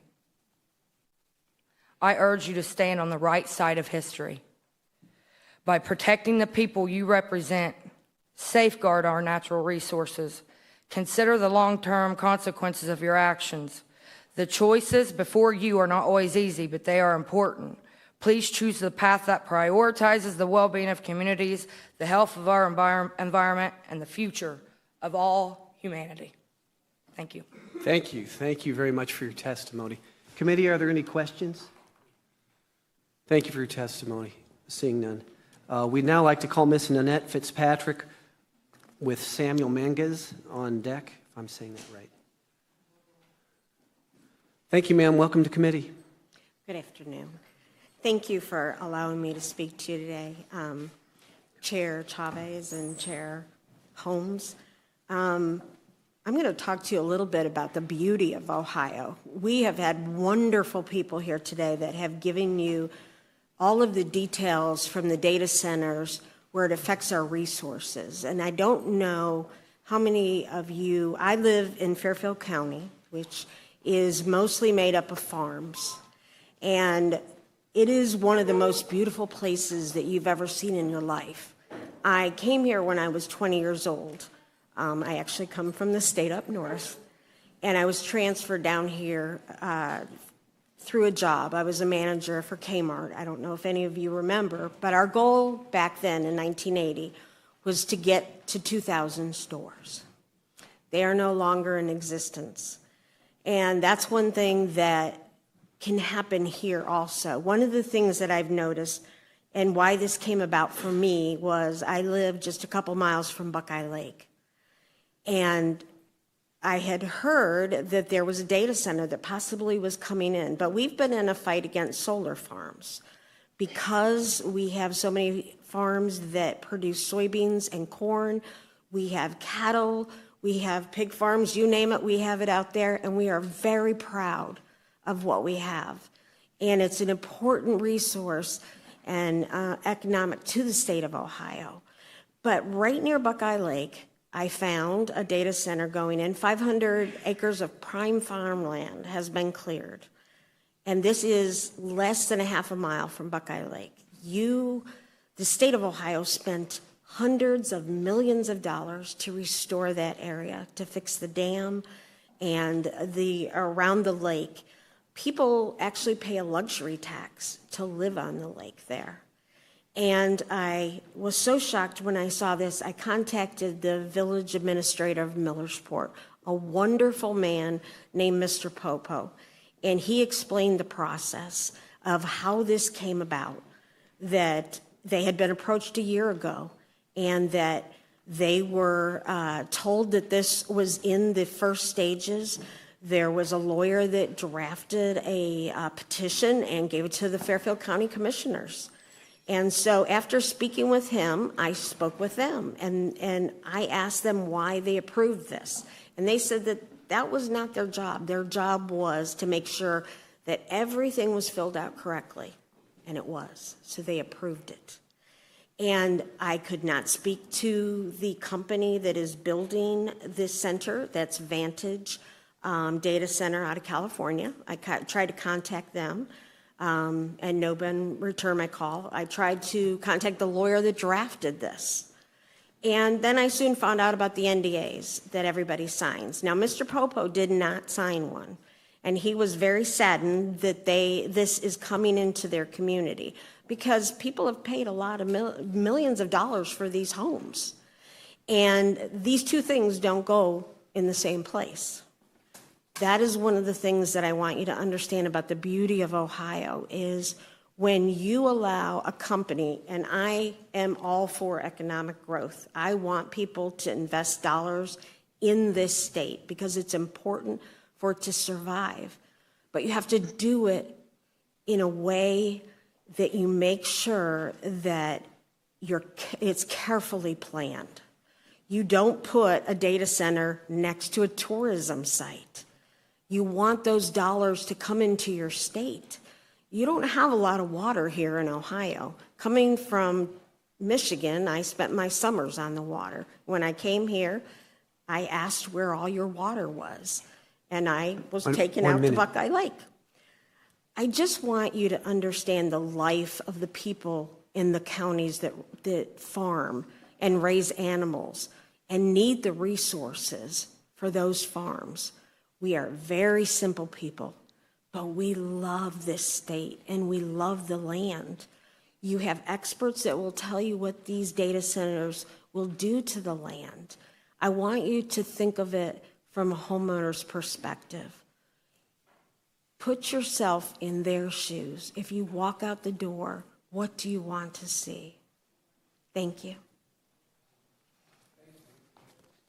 Thank you, ma'am. Thank you for your testimony. Committee, are there any questions? Representative Workman. Thank you, Mr. Chairman. Thank you for your testimony today. So it sounds as though in the Millersport City Council, they had 3 public meetings related to the data center that was coming in. Yes. I guess my question to you is, at what point would it demand some sort of public communications to the community for any development that came in? I guess I'm kind of confused at what point the City Council should take the responsibility to make sure the community is informed. Any industrial development or data centers in particular, just looking for your recommendations. And I understand all of that. I don't know if any of you have attended a local village council meeting. It is a much different animal than this. And that's not to say they're not good. They follow policy, they follow law, and they do it the way they should. One of the problems is when we run for council out in my area, you are getting a mixture of people from all walks of life. Mr. Popo is a retired school teacher. And I will tell you, he spoke with such passion. He had raised his family there. They did not feel like they could say no to this project. That's one thing that when new technology meets older people or older towns, you have to understand that there is a big difference. There is a pressure that you feel that is unseen by others sometimes because you don't want to say no to technology. You understand the ramifications of not letting it come into your area. But there's also the people in California do not understand our lives here, the way we live our daily existence. I listened to the gentleman last week talk about that, and I do understand the importance of it. Mr. Popo today is on the beach of Normandy. He called me on Saturday because I asked him for permission to use his name today. And he said this was a lifelong dream. So when they say the word security to you, I do understand the security behind this. People like this fought for our country and for our rights, and you have a hard job. You not only want to bring economic growth into this state, but you also want to protect the citizens. I just want full transparency. I would love a moratorium, to be honest with you, on any new building, and make sure that you have fact gatherers that can really make sure that every study, this gentleman here has so much knowledge, more knowledge than any of us put together, to be honest with you, when it comes to this. We just don't want to be the people 30 years that find out that what has been put into our systems we didn't know about. It really is. We can all do our due diligence. We can work together and make this work. But sometimes two things don't go in the same place. And I don't think that the people in California understand the way this state is laid out. There are places for them, but let's use common sense and let's make sure if there's other technology out there just besides our water, we understand water. In Flint, Michigan, that was an aftermath what happened. All of those children that were poisoned with lead. We're supposed to learn from this. Everything that happens in the past, we learn that lesson and we do better. That's all I'm asking for is let's do better for the citizens of Ohio. Yes, ma'am. Representative Glassburn. Just one brief question. To your knowledge and from your conversations with your friend who's the local official, did the State Department of Development or Jobs Ohio or ODNR or anybody come and help your community negotiate this? Through the chair, please. Through the chair, absolutely not. From what I know, this was a situation, and I want to be very careful as I choose these words because I called each of these places after because I don't believe in speaking without making sure that I've checked the facts. And no, they did not get the help that they needed. And I think if we could challenge the NDAs and say to them, that is the only way we can communicate to people to make sure that they understand what this process is. This is a process that a lot of us don't understand. But when you talk about our resources, can anybody here say to me, who owns those resources? Who owns our water? Because if you one day wake up and you turn on that tap and that water is gone, what do we do? So we're counting on you. And I know that's a lot to put on your shoulders, but we're willing to help. This isn't like we lay this down in front of you and walk away. We care about our communities. We are willing to do anything, and we're not putting our hands up. I live down the road from Amazon. They have taken up miles and miles of our area. We have never complained about them. They are a good neighbor. Yes, ma'am. Thank you again. Senator Wilkin. Senator Wilkin. Oh, I'm sorry. Thank you, Chair. Just a quick question. When we talk about, you made mention, like, let's put these things where they need to go or where they should go. Talk to me about private property rights. If I have a piece of property and it fits all the needs of fill in the blank, even if we're not talking about a data center, but whatever it may be, what are my rights as a property owner to make a private transaction with another company? Well, that is Through your the chair, right. please. Through your chair. That is your right. And that's one of the things that I guess we have to look to you to help us figure that out. Because when I visited New Albany, and they, back on Beach Road and Morris Road, they took 85 acres of farmland, and it's almost complete, and it's up and running. I just think, again, those two things don't go in the same area. I'm not saying they don't belong. I'm just saying that so much of this is common sense. We are chasing this new technology when we should either be in step or ahead. You know, that is a private owner's ability. He can do what he wants, but the people around him should have a voice. And there also should be common sense when you look at it. There is no one answer to all of this, because this is very layered. And I understand exactly how you feel. I've listened closely to your words, especially to you, Senator Chavez. We don't want to paint them to be the bad guy. This is new technology. We've had new technology really for the last 100 years that has just kept on going. But we also have been gifted with minds that know when something feels right and when something doesn't. And we cannot let money cloud our judgment. We have to make sure that we're putting the lives of the citizens of Ohio and our future generation. Follow up? Follow up? So to steal a line from my colleague, Senator Chavez, then where do we draw the line? If everybody around me gets a say in what I do with my property, how much say do I get in what you do with yours? Well, we are experiencing that right now in the town that I live with, to be honest with you. And because of certain facts being hidden, we don't know until the land is clear. I've lived in Baltimore for over 40 years. We now have 3 new subdivisions that are being less than probably 1/8 of a mile of my home. I didn't know about it until the land was cleared. Sometimes you are not given a choice, but when you are given a choice, if you're willing to speak up, sometimes it comes down to, I'm a Christian. I just believe in God.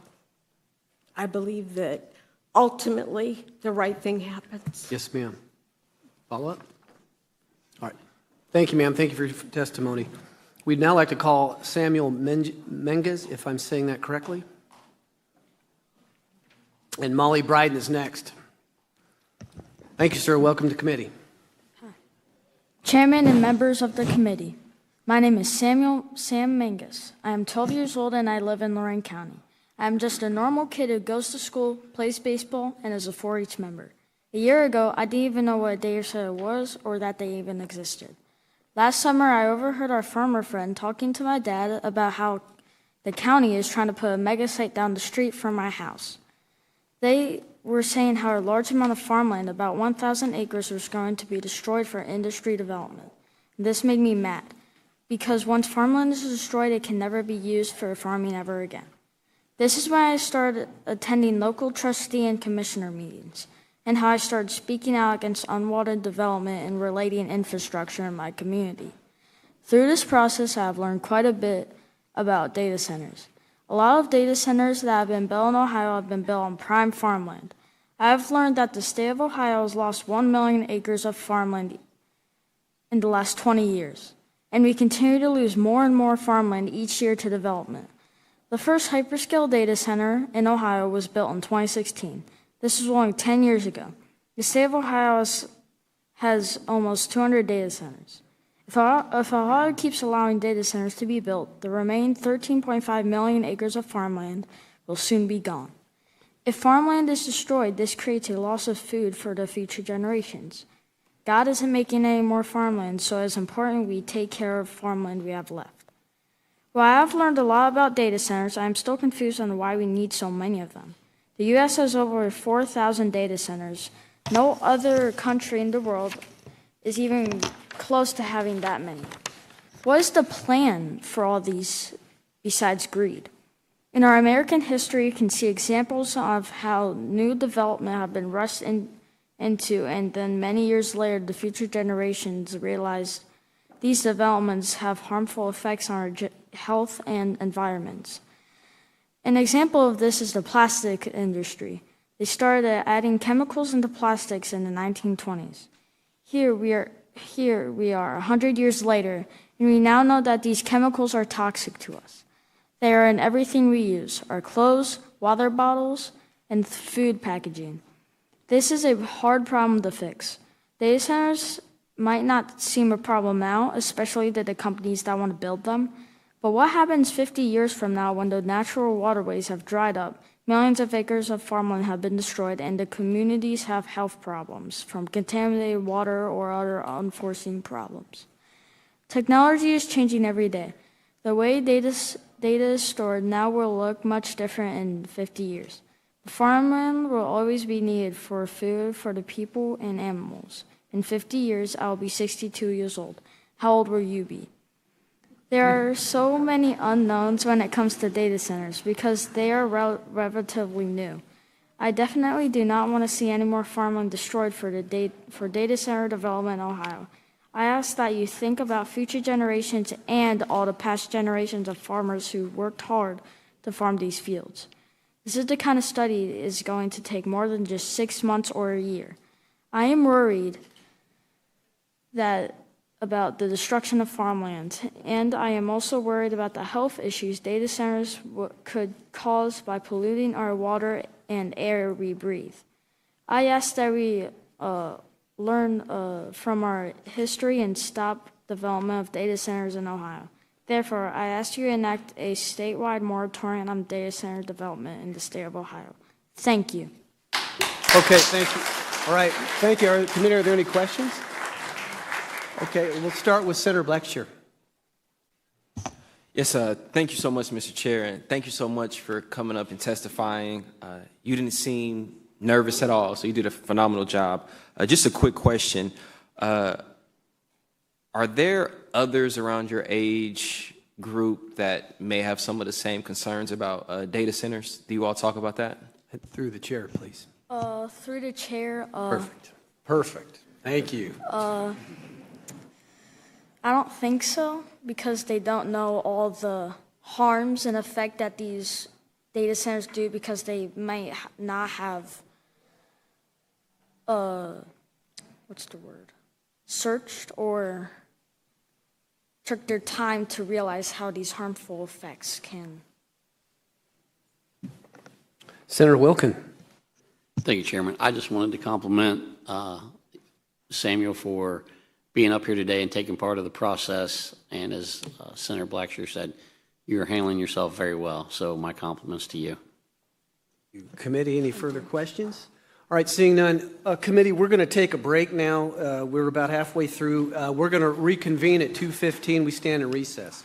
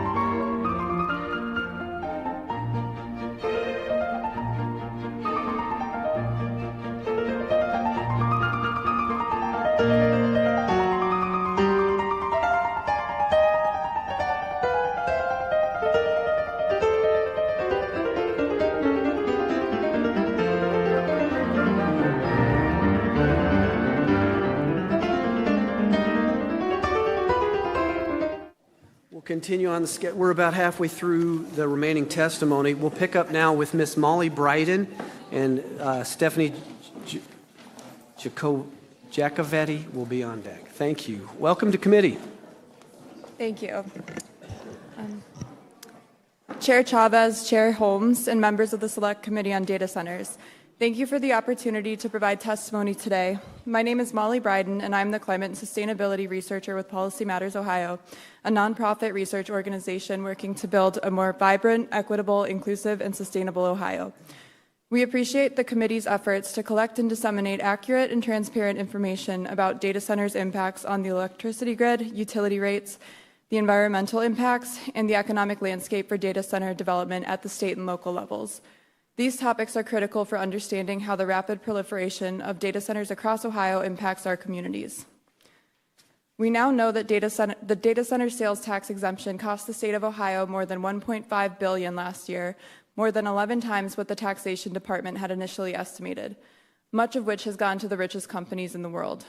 We salute Governor DeWine for pausing the approval of any new exemptions, but the General Assembly needs to go a lot further. Besides making the pause permanent, either through separate legislation or overriding the governor's earlier veto, the legislature must find a way to eliminate or at least reduce the scope of this giveaway to existing data center operators. Amazon's agreement, which dates from 2014, will last until 2055. Policy Matters Ohio has been receiving requests for support from residents across the state who have expressed concern about planned data center projects coming to their communities. Leading concerns include data centers' impacts on water quality and availability, implications for energy affordability in the absence of adequate ratepayer protections, and air quality and public health impacts, among a litany of other concerns. Notably, the lack of transparency or accountability involved in local data center development decisions has emerged as a through line for communities, as we've heard today. Besides repealing the outlandishly expensive data center sales tax exemption, Ohio should adopt additional transparency requirements for data centers to improve Ohioans' understanding of data centers' operations and impacts while informing measured policy and regulatory guardrails. This should include public reporting on water and electricity use, air emissions, jobs, payroll, and capital investment, among others. We urge the committee to recommend the approval of House Bill 695, limiting non-disclosure agreements, or NDAs, with a few changes so it doesn't undercut home rule authority, but is also extended to state officials and others who handle economic development deals. NDAs covering economic development have no place here and thwart good government, undercutting local democracy by excluding residents from providing input on economic development decisions. We urge you to reverse this move and repeal the paragraph that was added to Section 966 of the revised code, an amendment to House Bill 184 that criminalized the disclosure of information about local economic development assistance, a major source of information for residents' understanding of important economic development decisions being made in their communities. This new law would make any prohibition of NDAs far less meaningful. Data centers' economic and environmental impacts are not fully understood, and while these hearings are a step towards filling critical information gaps, the pace of their expansion warrants swift legislative action to establish strong guardrails for Ohio communities. Lawmakers should create a policy and regulatory framework to protect the long-term interests of Ohio communities rather than subsidizing the highly profitable and resource-intensive data center industry at Ohioans' expense.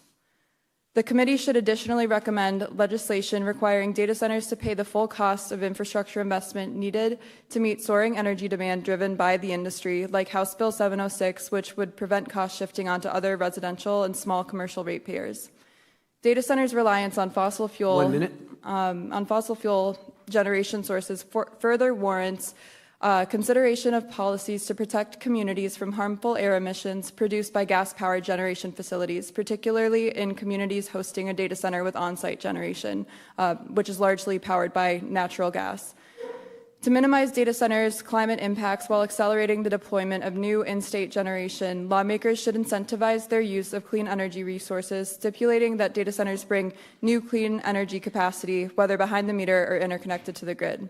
Finally, the committee should support legislation to increase regulatory oversight and transparency requirements for existing and planned facilities to improve community accountability measures while expanding opportunities for residents' participation in local economic development decision-making.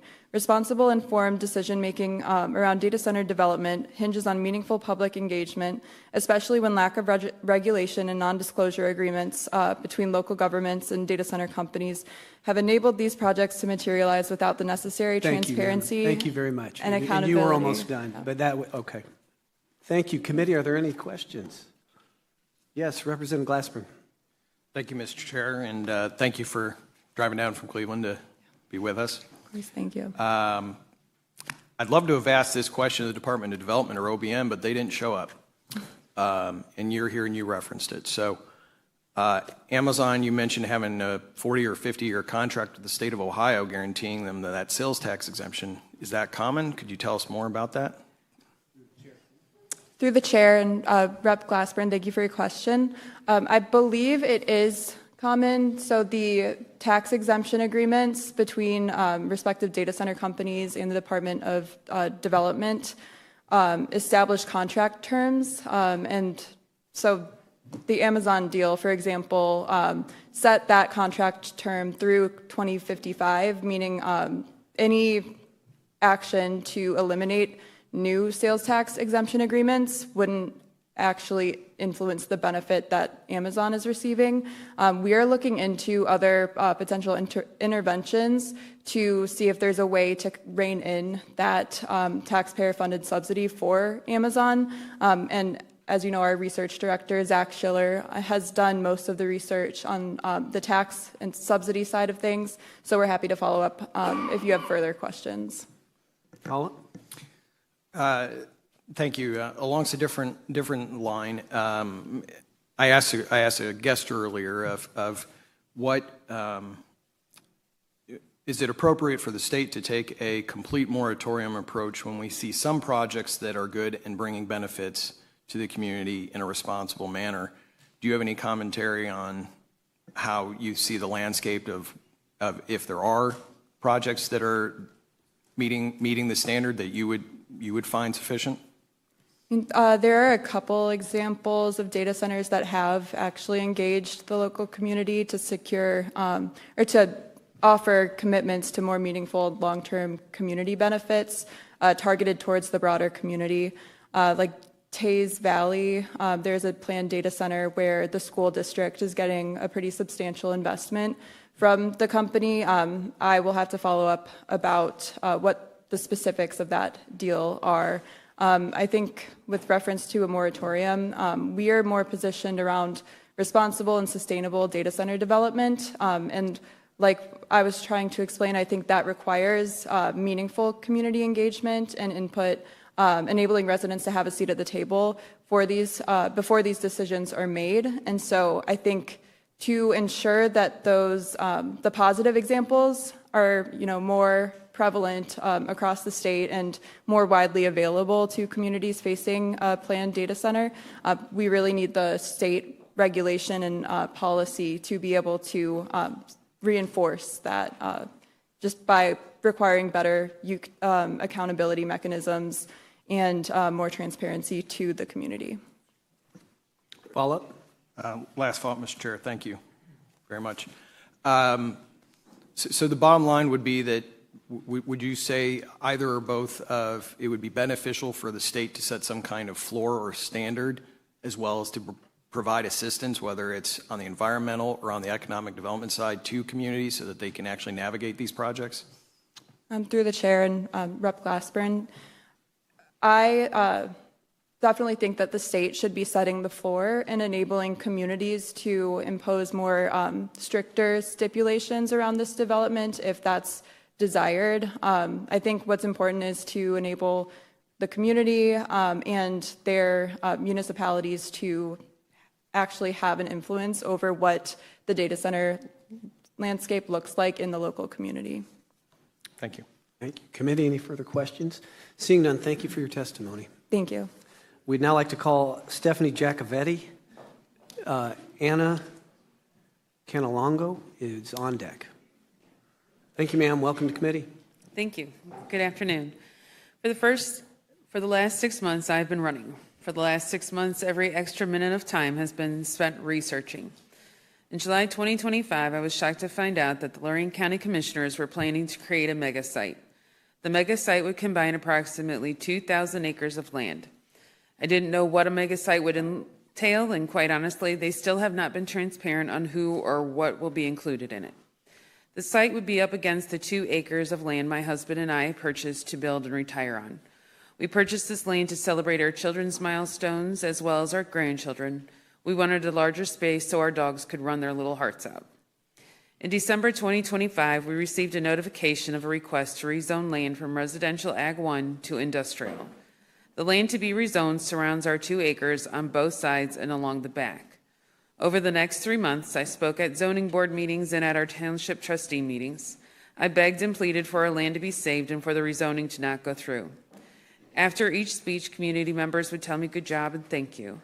When the trustees received the zoning commission vote of 4-1 to deny the rezoning, we all breathed a little easier. As the trustee meeting where the decision was to be made, I sat off to the side. An elderly couple who I'd seen at other meetings came in and sat behind me. The wife was very nervous and said to me, "I hope they don't allow this." We live right next to it. On my way to the meeting that night, I noticed the sun coming through the clouds, and I felt a little comfort and felt it was going to be okay. I relayed that to her, and she said, "I hope and pray you are right." The trustees did not take much time to make the decision 3-0 to deny the rezoning. The way this woman hooted and hollered behind me made me cry. Her life and livelihood would be saved, and the world that she knew would stay the same and not be disrupted and ruined.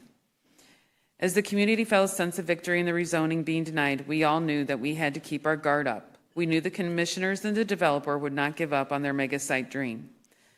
At that time this was happening, I heard about a group in southern Ohio fighting a battle for their land and water. I watched news clips and saw postings on social media. They had gone to the state with petitions to request an amendment. I could see that these people were organizing for a battle that I have willfully joined. As a county leader in a volunteer grassroots group, I meet a lot of people. I hang out at flea markets, town events, and voting sites gathering signatures. Young, old, and people my age signed the petition. I hear, "Thank you for doing this." I'm told, "I signed already," from across the room. Younger people say, "We have to get rid of these, they are no good."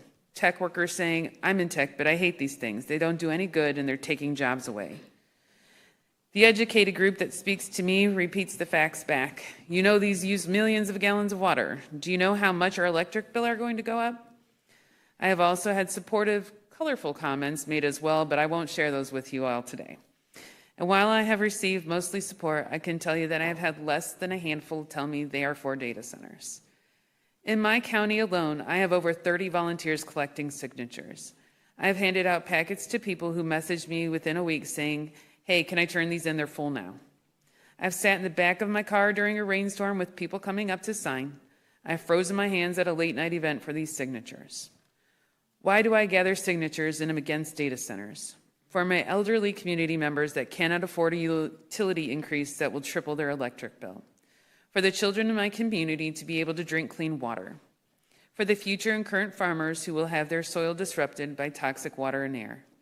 The farm animals to stay healthy instead of developing a sickness and possibly die. For the decades of hard work that my community has committed to being good stewards of our land and water. For the families that go to Lake Erie on a hot day and swim to be in safe, clean water. For the many new and old kayakers that spend endless hours on the Black River. For the fishing industry built by businesses and individuals that fish in Lake Erie. 1 minute. For the animals in the Lorraine County metro parks like deer, fox, owls, and bald eagles. For the safety and security of my community to not have their livelihoods threatened by an industry built on greed.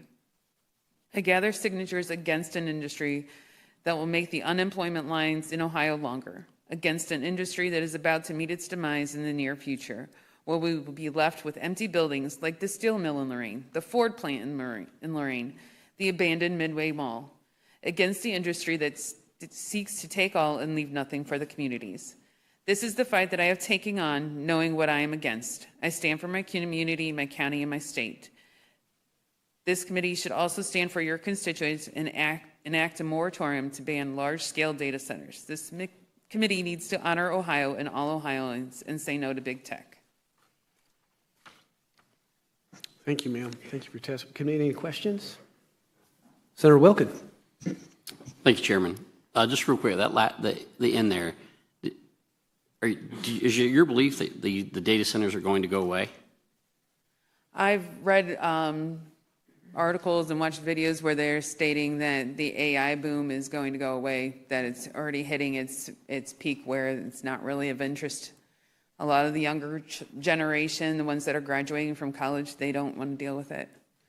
I work in a school system, and a lot of kids were posting for their senior prom king and queen committees, and I listened to a group of girls say, if you put your face on an AI photo, I'm definitely not voting for you. They're already disgusted with it. Do you have a follow-up? Yeah, thank you, Chairman. But if we go far past photos in schools and things like that, you still believe that the data centers, like we were moving more away from a digital age and to where? Through the chair, please. Through the chair, I believe that, in my own personal belief, is that this is going to be another industry that isn't going to last very long. And the only way that it's going to be lasting longer is by any type of the surveillance that's being told that they're going to be using.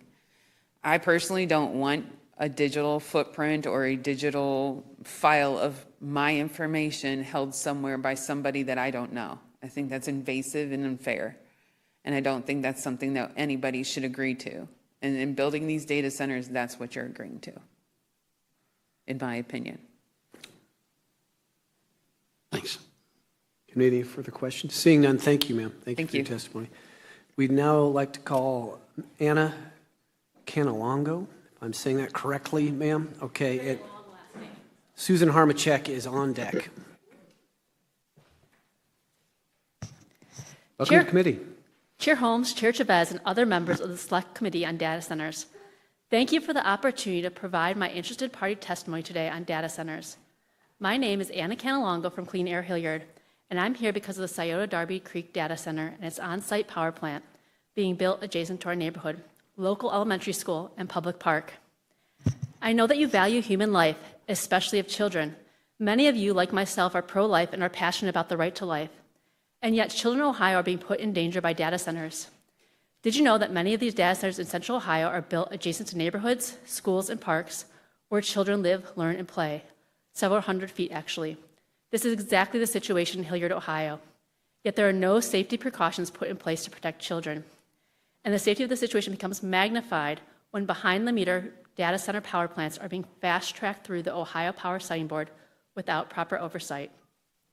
Currently, no independent studies ensuring the safety of these power plants are required.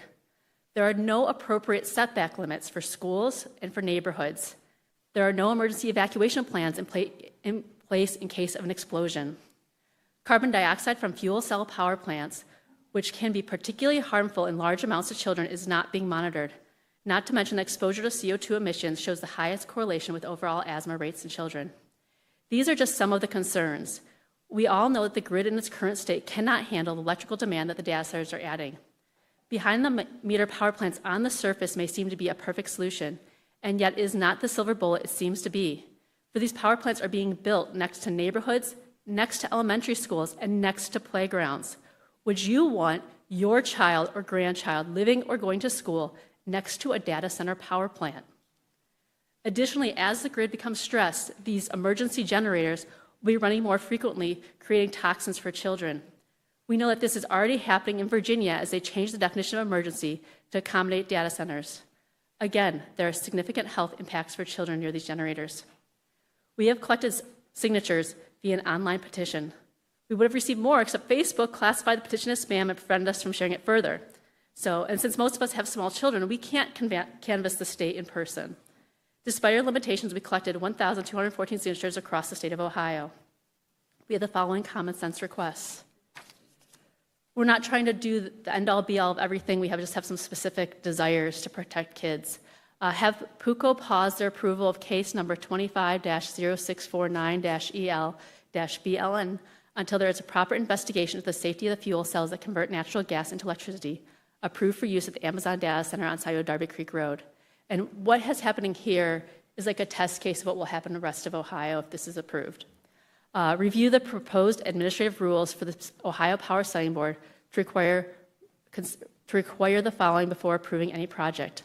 A site-specific study by an independent researcher who's non-biased, chosen by the locality, that quantifies, models, and maps how the levels of emissions CO2, FPM, NOx, SOx, CO, and VOCs would behave under various atmospheric conditions, wind direction, temperature, humidity, and its impact on the surrounding neighborhoods and schools. Note, currently CO2 isn't part of the Ohio EPA numbers, and that's a big problem. We're looking for data to ensure the safety for students and safety for kids and safety for kids that are playing on the playground, living in the houses that are hundreds of feet from the center. We want a safety plan approved by the local fire department, including the radius of the impact of potential explosion.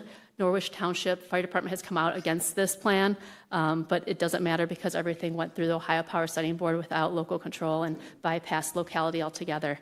A model showing the effect of anticipated noise, decibels, et cetera. It's not just decibels, though. There's more to it, as people were saying earlier. I don't have all the data on that, so I can't speak intelligently to that. A list of any other safety concerns, a safe setback distance for residents and schools to each type of power source determined by the state that must be adhered to. I think the setback distances are necessary to keep kids safe. We're putting power plants in people's neighborhoods. Add a longer, more appropriate comment window to the Ohio Power Siting Board with proper notification given to all affected parties within the potential impact radius for the emissions or possible explosion. I only found out it haphazardly. We should have been notified since we're in the area. Write a new bill or amend legislation to address the unintended consequences of House Bill 15. Limit the amount of time emergency generators can run near schools and neighborhoods. Thank you again for the opportunity to provide my testimony today. I am happy to answer any questions that you may have. 16 seconds. Thank you. Perfect for the 15 seconds. Yeah. I can talk fast if I need to. I was trying to slow it down. So. Committee, are there any questions? Yes, Representative Glassman. Thank you. And just briefly, so it seems that even in Franklin County, we have two fairly strong different processes and outcomes between how the Hilliard projects went forward and how New Albany went forward. To your knowledge, did Hilliard have any assistance from the state government, whether it be for environmental, economic development, or otherwise? I mean, I can't say that. So, from my perspective, I'm just a neighbor that found out about this, and I'm living there, and I have a 4-year-old, so I'm concerned. So we found out about haphazardly through next door that the people on the perimeter were the only ones notified. So a bunch of us, or a few of us, showed up at the planning and zoning meeting. Even the city council wasn't really aware of what was happening because Amazon classified it as a minor site change. And Amazon was getting a lot of pushback, and so they rescinded their application through the planning and zoning and just basically said, we have approval through the Ohio Power Siting Board, and so we don't need you, we can go forward. The city of Hilliard is suing them because of the EPA stuff. That's what they did. But then that was right before election time, so there's a lot of turnover, and city managers turned over, so a lot of things haven't been done that should have been done. And so one of my neighbors has actually also joined the lawsuit for the Ohio EPA just to make sure that something was happening so we could have some kind of data. My husband and I specifically are requesting data. They did a dispersion study because they knew we were pushing for that, but they didn't answer the questions we wanted answered. They just did an average, which doesn't really help anyone because we know that averages just, don't show the exact duration or frequency of things. So they started doing things through the city, and when they saw pushback, they just said, we don't need you, we're gonna do whatever we want, basically. Thank you. Oh, we got it. All right. And this is the second largest one in the state, in the entire world that this is gonna be, so. Yes, ma'am. Senator Wilkin. Thank you, Chairman. I appreciate the fact that you said that you have data centers or power generation in your area next to schools, kids, things like that. We've also had some pretty passionate testimony from the rural areas. Do you think it's fair that the rural areas get stuck with all of these power plants that have provided generation for the state of Ohio for all these years? I mean, I can't speak to that, what's fair and what's not. Please. To the chair. I can't speak to what's fair and not fair. I mean, I'm not them, so I don't know. I just know that you don't want elementary. I mean, I don't see anybody in Ohio saying that's a good idea to put a power plant next to a school. And that's what's happening, right? So I can't speak to what's happening across the state in every single area, but kids shouldn't go to school next to power plants. Kids shouldn't live next to power plants. I shouldn't have to live next to a power plant. I think we can all agree on that that's just not common sense, and there's ways for you guys to easily solve that problem with setback rules and things like that to help kids. be able to breathe and function well, because especially if you get a lot of carbon dioxide too, it really inhibits memory and cognitive abilities, even just for a short time period. Well, committee, any further questions? Seeing none, thank you, ma'am. Okay, thank you. Thank you for testimony. We'd now like to call Susan Harmachek, and Larry Falcon is on deck. Thank you, ma'am. Welcome to committee. Good afternoon. My name is Susan Harmachek. You did a good job on that. And first, I would like to thank the co-chairs, Representative Holmes and Senator Brian Chavez, and members of the committee for allowing us, the citizens of Ohio, a chance to share our concerns regarding the massive impacts these hyperscale data centers will have on all of us. I am here as a constituent from the village of Commercial Point in Pickaway County and a lifelong resident of the Buckeye State. As you are all aware, communities not only in Ohio, but across the country are joining together in opposition. And at the ballot box, we will remember who allowed this to happen. Now let me explain exactly why I'm against these heavily subsidized expansions of the hyperscale AI data centers and why I've been fighting this in my hometown for over the past 2 years. 1962, most of you were not around, Rachel Carson's book, Silent Spring, exposed the devastating ecological and health impacts of the widespread use of pesticides. She was ridiculed and received aggressive backlash. However, her book eventually led to the creation of the EPA and the banning of DDT. Who would have thought 64 years later, I'm standing before you and we're once again facing new environmental, ecological, and health concerns. Not pesticides this time, but rather data centers. Once again, those of us who are drawing attention to the new concern are being ridiculed and facing backlash, and are now being linked with anti-American groups, which is shameful. My flag waves proudly next to my no data center sign. A few months ago, Senator Bernie Moreno posted on X, quote, "Ohio should not compromise the integrity of our waterways to help data centers." Tammy Clark, an industrial hygienist, testified before the Michigan House Oversight Committee that there's no such thing as a closed-loop cooling system. New water needs to be cycled, and toxic forever chemicals are released into our aquifers and waterways. Our water treatment plants can't filter out these chemicals. They leach into our aquifers. Simply put, become a part of the water we drink. Our water and quality of life should take priority over data centers' usage and needs. Living close to hyperscale data centers raises numerous health concerns regarding noise pollution, air pollution, and stress. The American Health Association, in its 2026 State of Air report, has identified data centers as a newer, rapidly growing source of air pollution. The 24/7 low-frequency humming or buzzing sound is a disruptive, and no barrier can stop it. Many have compared this to the Havana syndrome our U.S. Embassy staff experienced in 2016. Large data centers change local habitats by turning these into industrial waste zones, according to the National Wildlife Federation. The massive footprint, as well as water, air, noise, and light pollution, lead to habitat destruction and loss, as well as major health concerns for all of us.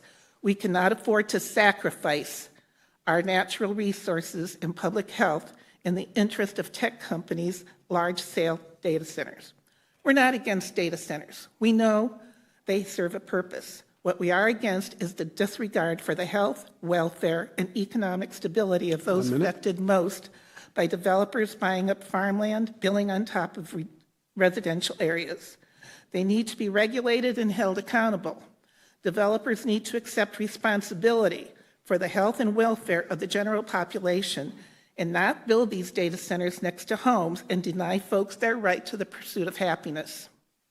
Developers need to be held accountable and abide by a cradle-to-coffin zoning regulations.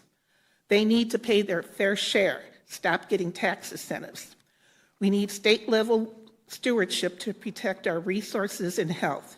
I'm asking for a pause on new developments, reevaluation of tax incentives, and giving communities a voice in our land and resources. In conclusion, let's prioritize our environment and Ohio families' health over data center developers and tech companies. Thank you, ma'am. Committee, are there any questions? Seeing none, thank you. Thank you for your testimony. We'd now like to call Mr. Larry Falcon. Eric Watson on deck. Thank you, sir. Welcome to committee. Good afternoon. I'm Larry Falcon. I live in Cincinnati, and thank you for the opportunity to testify today. Anything can be done well or can be done poorly. The construction and operation of data centers is no exception. If done well, data centers can be assets to the community, improving the quality of life for residents. If done poorly, data centers are a liability, worsening the quality of life of people in the host communities. The core job of government is to enhance the lives of residents, and as the doctor's oath says, first, do no harm. I'm here today to talk about what is necessary for data centers to be assets, not liabilities, and to help, not harm, Ohio residents. I call upon my government to adopt appropriate regulations to ensure that data centers are done in a way that makes them assets, not liabilities. There are several categories of concerns that I would discuss. The first is energy use. Data centers use a lot of electricity. When demand exceeds supply, prices go up, creating financial hardships. When energy comes from dirty fuels like coal and natural gas, air quality suffers, climate change accelerates, and the land is devastated by extraction activities. Data centers should be coupled with new sources of clean, renewable energy, such as solar and wind, so we can avoid energy shortages and the damage caused by fossil fuels. Backup power. Data centers need to function 24/7, 365. They are more impacted than most utility customers by the occasional grid failure. As a result, data centers typically have an on-site source of emergency power. Sometimes this takes the form of diesel generators. Diesel generators are noisy and dirty. They produce the same types of air pollution as diesel trucks, only more of it because the generator's diesel motor can be much larger than a truck motor. Some people think that emergency generators don't matter much because they hardly ever operate. The truth is that to make sure the diesel generator is always ready to go, they must be tested and exercised on a regular schedule, meaning at least several hours of operation every month. An alternative to diesel generators would be an on-site battery backup system. These batteries are not only clean and quiet, they also perform grid services when they are not needed for emergency power, leveling the real-time fluctuations in energy demand so that power plants don't have to cover demand spikes. Diesel generators should be prohibited. Battery backup should be required. Water use. Data centers use a lot of water, mostly for cooling systems. Ohio is fortunate to have abundant water resources, especially in the Ohio River and the Great Lakes. But those water resources are not evenly distributed. Many parts of Ohio experience periodic droughts. In those locations, the water demand of a data center can turn a routine drought into a crisis. Data centers should be located where abundant water is always available. Wastewater. Data centers that take in a lot of water also discharge a lot of water. Water used in cooling systems is often discharged at elevated temperatures. Streams and rivers are very sensitive to thermal pollution. In my hometown and many other Ohio communities, combined sewers receive both sewage and stormwater. During storms, raw sewage overflows into rivers and streams. If wastewater from data centers flow into sewers that are already oversubscribed, more raw sewage overflows into the streams. Data centers must be located in places that can accommodate their wastewater flows without overheating surface waters or worsening sewer overflows. Data centers can be assets or they can be liabilities. It's the function of government to make sure Ohio residents are protected. Right now, a petition is being circulated for a ballot issue that would prohibit all data centers in Ohio, and that effort seems very popular. If Ohio is to have any data centers, government will have to act quickly by adopting regulations that ensure that data centers in Ohio improve the quality of life of residents. If you can't get it done by November, it is very likely that residents will just say no. Thank you. Thank you, sir, for your testimony. Committee, are there any questions? All right, seeing none, thank you very much. Thank you for your testimony. We'd like to now call Mr. Eric Watson. Just as a note, you have some supplementary documents that will be uploaded today, later, and Rachel Cutzley's on deck. Welcome to committee, sir. Thank you. Good morning, afternoon, Chair, Co-Chair, and Select Committee on Data Centers. My name is Eric Watson. I'm a lifelong Ohioan, a resident of Tiffin, as well as Senator Reineke is, and someone who cares deeply about the future of our state.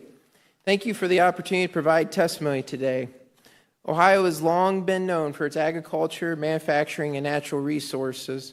These industries have sustained families and communities for generations. As data center development continues to accelerate across the state, I believe Ohioans deserve a transparent and honest discussion about the long-term cost and consequences associated with all these projects. I'm going to read Article 1, Section 1, Inalienable Rights.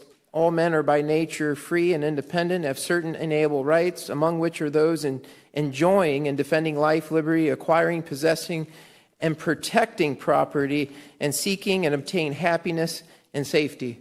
I do not hear much happiness from the people behind me today. I am an opponent to any more proliferation of data centers across the beautiful Ohio. Ohio has also been known as an agriculture and wildlife for ever since I can remember being a kid. I hate to see it go away. However, with big tech influence, the future for Ohio seems to be different than what most Ohioans had in mind. Ohio is the number 6 in the nation for data center proliferation. All the farmers I've talked with do not want data centers. As a matter of fact, the elected officials are very concerned in my hometown of Tiffin, so they went ahead and actually did a 12-month moratorium recently.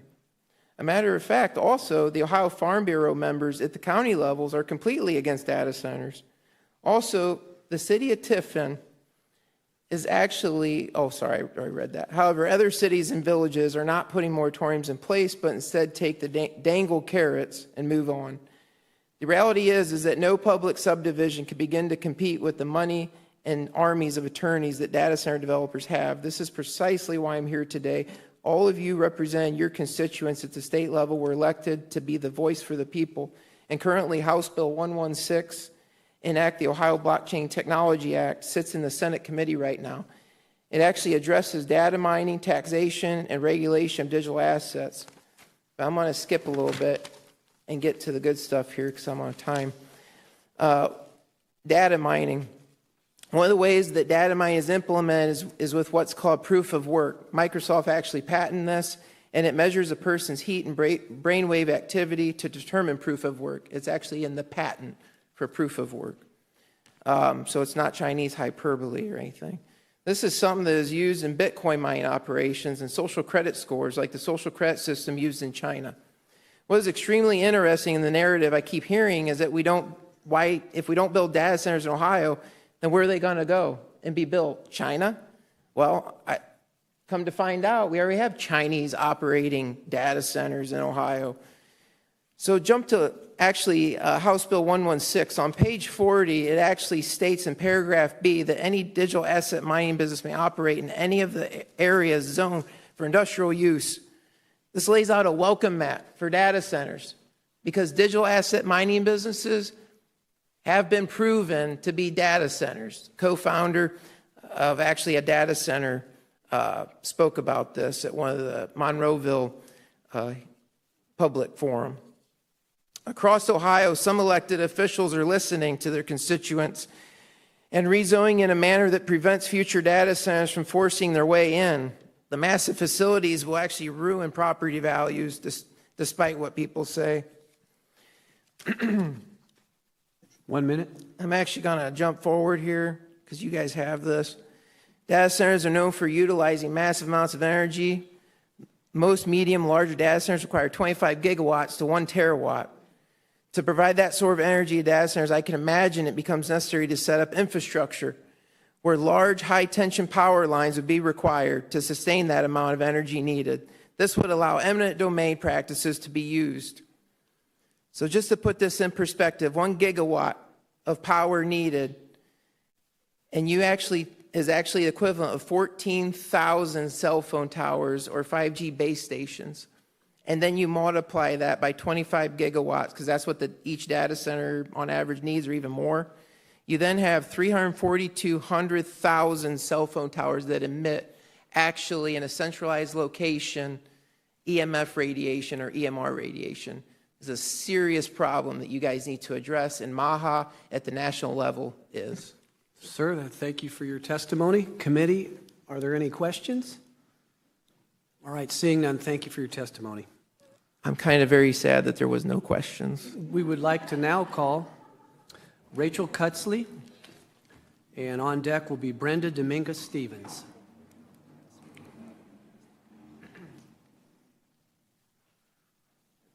Thank you, ma'am. Welcome to committee. Thank you. My name's Brenda Dominguez-Stevens, and I live in Hilliard School District in Columbus, and I own a small house where I raised my children and taught them to turn out the lights when they leave a room, don't let the water run needlessly, reduce, reuse, and recycle, and my property tax bill is over $6,000 a year, of which most of that goes to the Hilliard schools. I wonder who specifically benefits economically from all the data centers. I wonder, did developers threaten city councils and trustees with lawsuits if they don't approve their zoning changes? Isn't this coercive power? Did the EPA lower quality standards for air and water discharge? Why is there a push in government to eliminate the Endangered Species Act? And at what cost must the citizens of Ohio pay in their quality of life in order to give data center owners and billionaire corporations our resources and our data? What is the trade-off? Did you consider the quality of the life of the people of Ohio? A plot of land on Scioto Darby Road always had my attention. In the early 80s, as a young adult, I would swim in Blatts Lake. I drive by it daily, and one day I was alarmed to see a very ugly structure being built, dystopian in appearance. And like my nearby neighbors, we were disappointed. This was going to be our daily view now, and we assumed it was for the growth in Hilliard for all of the homes. And I had trouble finding out exactly what was going on. I went to the auditor's site. I found that that had been changed the zoning to data center, and I was frustrated because I never saw notice of a possible zoning change. I was never given an opportunity to go to a public hearing and voice my opinions. I had trouble finding out about it because it was all done secretly and the public was kept out. These hundreds of acres on Scioto Darby Road are next to 3 neighborhoods and an elementary school, and no notice was given, important decisions made behind closed doors. And I found out that the power plant is not for the residential growth, it's for Amazon. Amazon's data center website states it's using it to train AI as well as their internet business. And the other thing is the city of Hilliard gave the data center tax abatement. So many people in Hilliard schools struggle with the continuous increases in property taxes to support the schools, and yet we constantly hear there's not enough money to pay the teachers.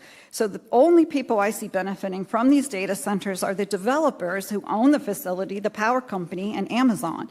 If this is economic development, and the idea is to improve the economic lives of Ohioans, I do not see the benefit, nor do I feel any economic improvement.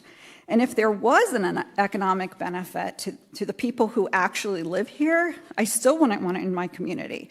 We have huge boxes of data center buildings transforming the land, power plants that we must look at every day.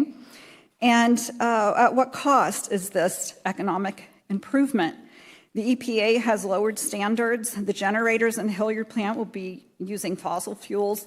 The sound of the turbines are loud. As the test, the neighbors heard it and said it is loud. And what about the right of us to have a quiet and peaceful enjoyment of our property? This is not to mention light pollution from the site, turning the night sky into a dim glow. And we must suffer the loss of our rights so Amazon and developers benefit. The people of Ohio, I would just ask that we would pause and ask, what do the people who actually live here want? If we don't ask ourselves, what kind of world do we want to live in, it will be too late. And I would gladly give up using any internet service to have a world where my grandchildren may never see again, but we know it's not internet services that these hyperscale want. What about the meadows, the weeds, the bugs, the night sky? We've created a wide open door in Ohio for data centers whose footprints can be measured by square miles, not just 1,300 acres. Of course, there's impact to wildlife. You've stated that you want the world to know that Ohio is open for business and you want to keep it that way. But I would like to say the people that have come here today they're not paid, they're giving up their time, and you all are being paid. And I would just really ask that you consider the beauty of Ohio and don't despise the beauty of Ohio. Her woods, her lakes, her ravines, her farmland. Ohio is beautiful, and I appeal to you to keep it that way. There's tourism economy. Paddlers travel to Mohican, boaters to Lake Erie, backpackers to southern Ohio. It's for the beauty of the landscape that I ask, why do you want this business of data centers in Ohio? Why pay the cost? It's such a national loss. Thank you, ma'am. Thank you for your testimony. Committee, are there any questions? Yes, ma'am. Thank you. And again, it's just 5 minutes for everybody. Yeah. Seeing none, thank you very much. All right, we'd now like to call Brenda Dominguez-Stevens. I'm sorry, Rachel Cutsley. Is she here? Okay, Emily McConnelly. Thank you. And then we'll have Angel Shelton on deck. Welcome to committee. Hello, and thank you to the chairpersons and members of the Select Committee. I appreciate this opportunity to share my views on data centers and how we can approach them in a respectful and helpful way to the people of Ohio. I am speaking to you as a citizen of Ohio, coming to you from Bexley, so quite close by. I am a veterinarian, an avid gardener, and a lifelong lover of the outdoors. I am very concerned about the way we're currently handling data centers in Ohio, particularly their reliance on fossil fuels and their impact on our water supply. I do believe that data centers powered with renewable energy, sited thoughtfully with community input, and respectfully handled can benefit the people of Ohio. However, as we've heard today, a great number of these data centers have already been built without consideration for their impacts on our energy and water. It is no secret that data centers require large amounts of electricity to function. As an Ohio citizen, I care deeply about the immediate health impacts to my neighbors and the long-term consequences to the climate of meeting these energy demands with fossil fuels. I am particularly concerned about the on-site fossil fuel burning power plants being applied to these data centers currently, releasing air pollution, particularly into the communities in which the data centers are built. I am calling on you all to require that all data centers be powered exclusively with solar and wind energy, utilizing battery backup. I understand that there may not be enough space on the data center properties to generate this electricity, so I am asking, since the data centers will be the key beneficiaries of this power, that they be required to fund production of wind and solar energy to meet their needs. That will keep the increased cost away from Ohio citizens and prevent harms to our community and our environment. Additionally, I'm asking the regulations be put in place to minimize water use, utilizing closed systems as much as possible or recapturing water to heat adjacent plants or buildings, which I know are being tested in some areas. And additionally, as we've heard, that a lot of contaminants can be released, that water should be filtered before it leaves the data center, that even if it's not being discharged directly into the environment, it is placing a large burden on municipal wastewater to process this large volume that they may not be equipped to have. So I'd like to, again, thank you all for considering these common sense measures to make sure that data centers can be utilized in a way that is thoughtful and considerate of the people of Ohio. Thank you, ma'am. Thank you for your testimony. Committee? Senator Wilkin. Thank you, Chair. Thank you for being here. Thank you for your testimony. You stated you'd like to see all the data centers powered with wind and solar. Correct. And we don't have much wind here. It doesn't work very well. So what is your response to the preservation of farmland and the intrusion of massive solar projects in rural counties like what I represent? Directed to the chair. So I understand that space obviously is a priority for many reasons. I would disagree that there is not a lot of Ohio wind. So certainly many of our surrounding states are very successful in wind, and we have larger setback rules than other states. So if we are willing to reduce those setbacks in a practical way, we could generate certainly more wind. And also that there is certainly ways that farmland and solar can coexist, as well as utilizing more residential and urban solar, particularly things like large-scale parking lots, rooftops, that type. So I do think there is opportunity to generate that within our community.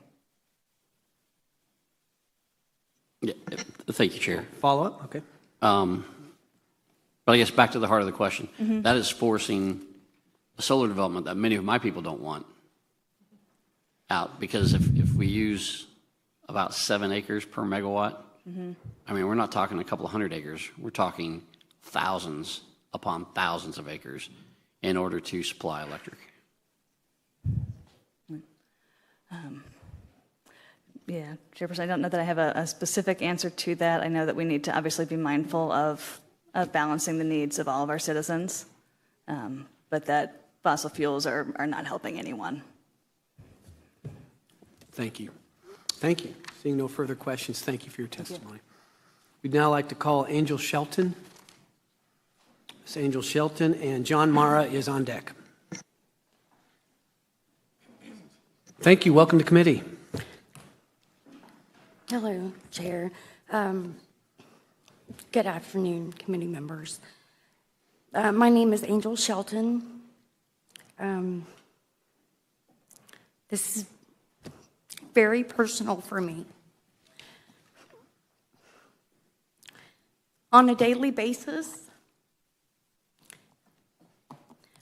I can see heavy equipment going up and down the road. I can see, and this, by the way, I live in Adams County. I live on Ginger Ridge Road. Also, the same road the data center wants to come to. I'm about 1.5 miles away from one area. The other side is about 3.5. Literally feel like we are getting surrounded. So I moved to Adams County when I got married to my husband. He is a 20-year veteran. He served the military. He's done a few tours. Anyways, he's paid his debt. It was our dream. I'm sorry. It's okay. To move to the country. And they're literally stealing our dreams. So the power plant, DP&L was shut down. It was a coal power plant. My grandfather worked there, as well as my mom. They both died with COPD and lung cancer. These data centers, they're not just like a solar field. They are detrimental to the environment. Any kind of pollution you can think of, I mean, they'll do it. I learned there was light pollution.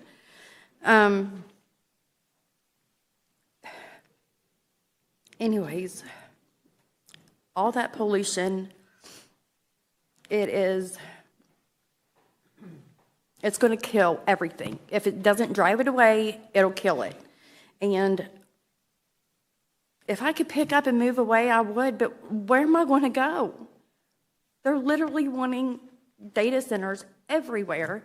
Why do we need so many? Why do we need so many data centers? I mean, I understand, with some things in healthcare and things like that, it's useful in some things, but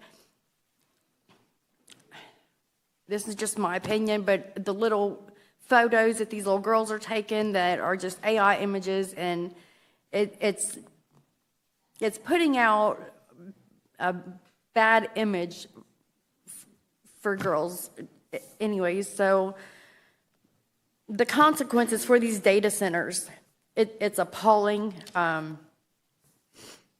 There's something, I don't know if I've heard anybody mention it. There's something called a forever chemical. No matter if they try to clean it out or not, it's still going to be there. No matter how many times they try to recycle it and clean it, it's forever chemical because it is forever there. So not only am I requesting a moratorium to pause everything, including the planning, the meetings, the phone call, all of it. Ma'am, 1 minute. I am calling for a complete halt to the data center that is wanting to threaten Adams County. A lot of people, because we're rural, they want to throw everything down there. Our people matter. Our children matter.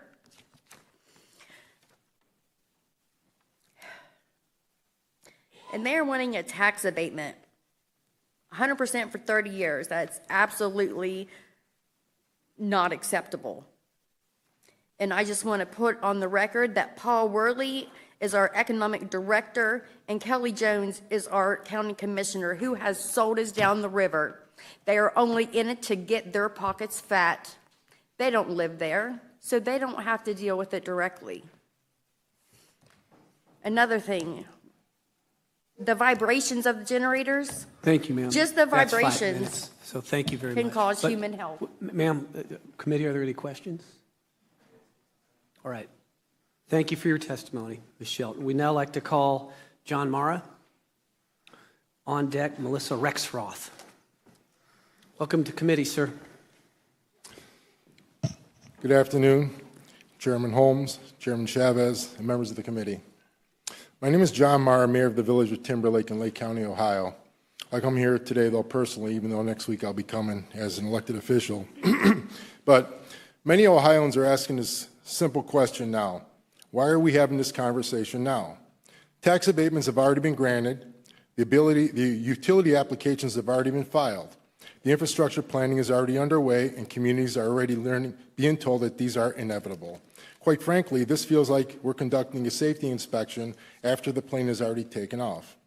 Most people inspect a parachute before jumping out of the plane. Ohio apparently prefers to discuss this parachute safety on the way down. We're told these projects represent progress. We're told they're essential. We're told they must move quickly or be left behind. Yet many of the most important questions remain unanswered. What are the long-term health impacts? How do these facilities affect water quality and air quality? Who really pays for the transmission upgrades? Who really pays for the substations? Who really pays for the new generation required to support these facilities? And most important, who really benefits and who really bears the burden? One of the biggest mistakes being made is treating all data centers as though they are the same. They are not. The traditional data centers used to support banking, healthcare, communications, and business operations, and our cell phones are different data centers. Mega data centers now being proposed across Ohio are something entirely different. Some consume enough electricity to power entire cities. Many are being built to support advanced artificial intelligence and massive computer operations, governmental contractors, and also critical digital infrastructure. We're told America is in an IA race with China. Maybe that's true, but these facilities are truly matters of national. If they're truly matters of national importance, why are they being treated as ordinary real estate developments? If they're strategic to the infrastructure, these strategic infrastructures should be held to a higher standard. I recently reviewed the Data Center Coalition presentation provided to this committee. It was fascinating. According to the presentation, data centers create jobs, strengthen national security, grow the economy, support innovation, help the electrical grid, lower electrical costs, and apparently solve every problem known to mankind. It may be the first industrial development in history with only benefits and no trade-offs, which is why exactly Ohioans are asking these questions. Because while the presentation spent dozens of slides discussing benefits, I noticed what was missing. No slide on noise, no slide on low-frequency vibration or diesel generator emissions, no slide on property values, no slide on residential quality of life, no slide on what happens if the promised generation doesn't arrive on schedule. Apparently, those concerns didn't fit into PowerPoint. I also reviewed PJM's testimony. Unlike the industry's presentation, PJM at least acknowledges there is a challenge. PJM is discussing reliability backups. PJM is discussing curtailment. They're discussing new generation. PJM is discussing new transmission. PJM is discussing demand response. Actually, they were calling out that when we get up to grid, because of capacity, they're going to ask these data centers to get off the grid temporarily and go to their behind-the-power generation, which will be diesel generators, because again, well, I'll get into that. But everything is fine, but why are we working so hard to fix it if everything's fine? We're repeatedly assuring that these mega data centers will have little impact on the grid. That's comforting. Apparently, there's a new law of physics that has been discovered. Mathematics has been optional. And what solution is being discussed? Demand response. Demand response for everyone. Families may be told when they can use their electricity. 1 minute. Residents may be used to expect their lifestyles, but their consumption must change. We're also told not to worry because new generation is coming. Natural gas turbine generators currently face manufacturing delays of approximately 5 to 7 years. Small modular reactors are often discussed, but they're about 7 to 10 years away, or 10 years away at a minimum. So what fills a gap? Backup generators? So what we're looking at here is one way to look at it. I therefore respectfully ask the committee for 5 actions. First, take a pause on new data centers. Second, establish a moratorium of at least a 5-mile setback from all residential areas, because that's where most of the complaints are coming, when they're put too close to residential areas. And again, this demand response, what we can do is we can replace all our old refrigerators, stoves, air-conditioned units with more efficient ones that run 50 to 75% more efficient. Can you imagine? That would take direct demand load right off of our grid. Committee, are there any questions? Representative Glassburn. Thank you, Mr. Chair, and thank you for coming down from Northeast Ohio. Thank you. My understanding is that your village is relatively close to Perry, both in Lake County. Through the chair, yes, it is. Do you have an opinion as to whether that retrofitting of the Perry Nuclear Power Plant to put in new turbines to increase more power for a lower cost, do you see that project also as a detrimental project, or do you think that one's an asset? Through the chair to the representative, I did do investigating on that, and I guess Meta has a deal with Perry that they're going to be doing the upgrades. And they're going to be adding about 300 megawatts, which is great. They're about 1.2 now, so to get them up to 1.5. However, part of the deal is that they're going to allocate about half of the 1.2 gig, which is about between 600 and 700 megawatts, to Meta, first of all, so they'll be using that. And then once they upgrade, they'll be getting the other 300. So basically, out of the 1.5 that we'll be generating and putting into the grid, which will be supplying PJM, the problem is that they're going to be allocated about 1 gigawatt when all is said and done, which means we're going to lose about 700 megawatts of power, the way I do my back-of-the-napkin math on that. So actually, it doesn't help out a lot because they're consuming all that. And again, what I know is that Perry supplies the PJM grid.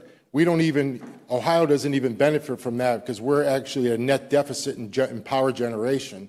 So therefore, that goes and feeds PJM. Well, what happens when the other 12 states need that power, and we're supplying it to them? And then again, Meta's going to have that reserved, and that's going to really come off of our base load. So I'm glad you asked that. But yeah, I call that as actually a detriment because it's not going to add anything. I think the best way is any kilowatt that's saved is a kilowatt that doesn't have to be produced. And I think by energy savings, we need to get back to the energy savings mindset where we actually get these newer appliances and refrigerators and freezers that are not energy efficient at all. And I know myself, just having new appliances in my home, I save my energy costs 50 to 75% on each appliance. So, I mean, it's significant. And if we can do that, that definitely gives us base load. It's not like these solar or wind, which is temporary. You know, we need something sustainable, like basically either natural gas, but the problem is that uses fossil fuels. And unless we go to nuclear, which again is 5 to maybe 10 years out, and most of the problems is not that we don't have the technology, we don't have the manufacturing to be able to build these things fast enough because these data centers are being built at lightning speed.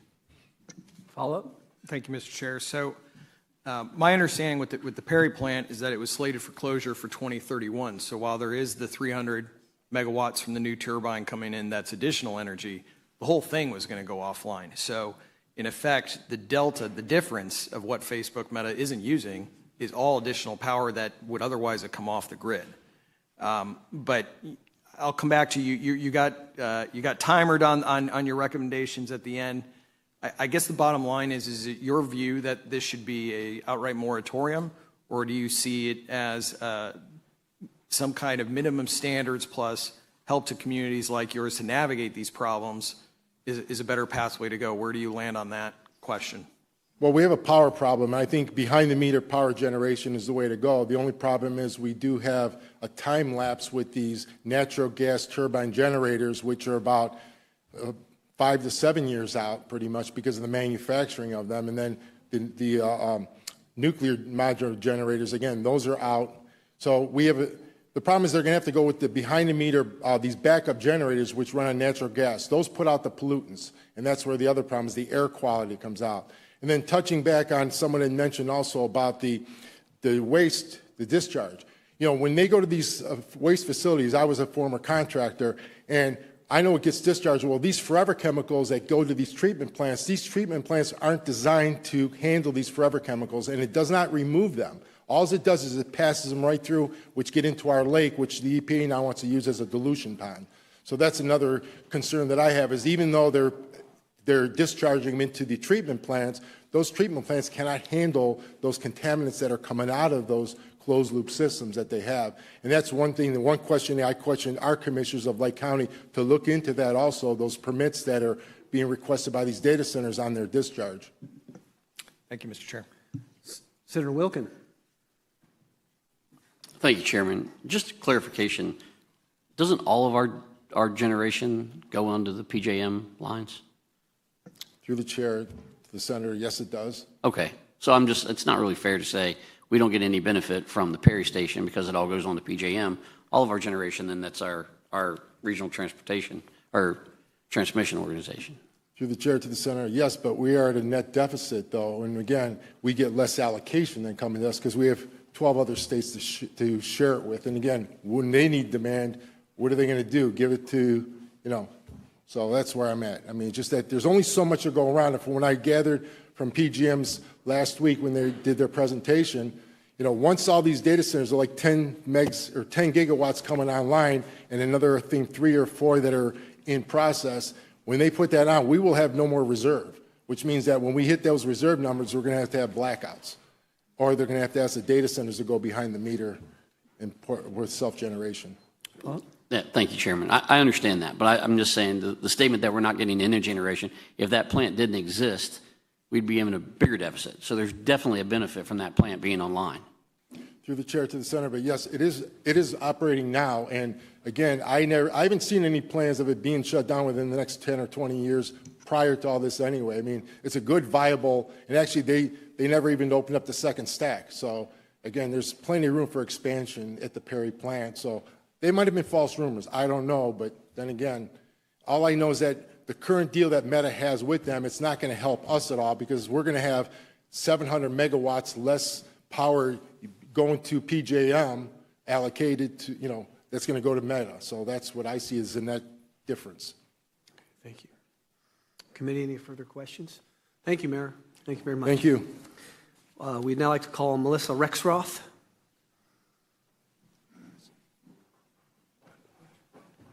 Okay, and on deck is Sherry Faringer. Thank you, ma'am. Welcome to committee. Thank you. My name is Melissa Rexroth. I live in Springfield, and we currently have a hyperscale data center being constructed. It will use between 75 and 150 megawatts when it is fully functioning. Springfield has roughly 30,000 homes. If it runs at 150 megawatts, that will equal 3 times the amount of homes in Springfield. It will only bring 120 jobs. Springfield's median income is about $47,000 annually. Many people are struggling to keep their lights on and food on the table. Some have had to go without one or both of these, yet we are being asked to pay more taxes. This data center was given a tax abatement, and the citizens got an increase in property taxes, some of them doubling without having made any repairs. Those on fixed incomes cannot afford these increases, and foreclosures and homelessness have increased. Schools are struggling, and people are moving out of Springfield. Springfield's water already has PFOS, a forever chemical in it. At a recent City Commission meeting, a citizen stated, "Our water is not for sale to Amazon, Meta, etc." The mayor's response was, Springfield's water is very much for sale. Our pleas fall on deaf ears. It is possible that these centers will add more forever chemicals through their waste. Will there be a new forever chemical from these data centers that we aren't aware of yet? We will not know the ramifications of any of these actions for years to come, and by then, it will be too late. Springfield says income taxes have flattened and they didn't receive the income they anticipated due to companies utilizing tax credits. Our police and fire departments have not been staffed appropriately for years, breaking the city charter. Fire has stated they aren't equipped to put out a fire if the data center catches fire. We have voted no on all these increases, and yet they continue with their plans and give abatements left and right when the money is desperately needed now. Our streets are in disarray, causing damage to vehicles. Citizens can't afford to have their cars repaired. We simply cannot afford any more increases on anything. Citizens like myself voice our concerns at commission meetings, and we are rarely acknowledged or answered. So I am coming here to voice my concerns about these data centers, their abatements, the price increases we will have as a result of them, health issues they may bring, privacy concerns, and pollution to our land, air, and water. Our electric grid is strained, and citizens cannot afford the recent electric increases as incomes are not increasing at the same rate of inflation. Many people in Springfield have to go outside, drive out of town for a job that even gives them enough money to survive. This is just not sustainable. As a former RN and now chronically ill, I am very concerned about health consequences. Springfield's data center will have roughly 50 generators, of which 30 of them will be running constantly using natural gas. These emit nitrogen oxide, carbon monoxide, carbon dioxide, volatile organic compounds, or VOCs, and particulate matter. These emissions can cause asthma, COPD, cancer, heart disease, and stroke. There are homes within 1,000 feet of this site. Imagine your children with their whole lives ahead of them breathing in this air. There is peer-reviewed research showing approximately 1,300 premature deaths and 600,000 asthma cases annually due to these emissions. Our data center will dispose of waste into the sewer. That's going back into when someone had asked about forever chemicals getting into the water. It is treated in the wastewater system, but then put back into our water system and the water we drink. Our data center will be disposing of the water into the waste. It is a closed loop system, but they do have a blowdown process where they do have to sometimes bleed the system. So that does go into our system. Our water treatment plant does not monitor for glycol right now, and we do monitor for 6 PFAS right now. The sound of these generators running constantly can cause sleep disturbances, stress and heart issues, and could cause cognitive development issues in children and reduce concentration in adults. Our private data is being stored in some of these data centers. It seems every month I'm getting letters about how mine or my children's information was compromised. 1 minute. As a victim of stalking, I am also concerned about my whereabouts being stored in these data centers. It is very unnerving knowing you are being watched and recorded. If you've never been stalked, you wouldn't know the feeling. There have been incidents where police and others have accessed this information to stalk people. Private companies store this information. Who are they selling it to? We have a right to privacy. Please help us protect our health, privacy, land, air, water, and keep our water and electric rates from skyrocketing by enacting a statewide moratorium on data centers. And as I've been listening to people, I have noticed that I haven't heard someone here coming saying, yes, please keep bringing more of these to Springfield or to Ohio. Thank you. Thank you, ma'am. Committee, are there any questions? Ma'am, I actually had a couple on this one. Sure. You have some detailed data on the health issues. Where do what's a great source? Where do you source your information? I guess that's kind of a generic thing, but do you have sites or places that you go?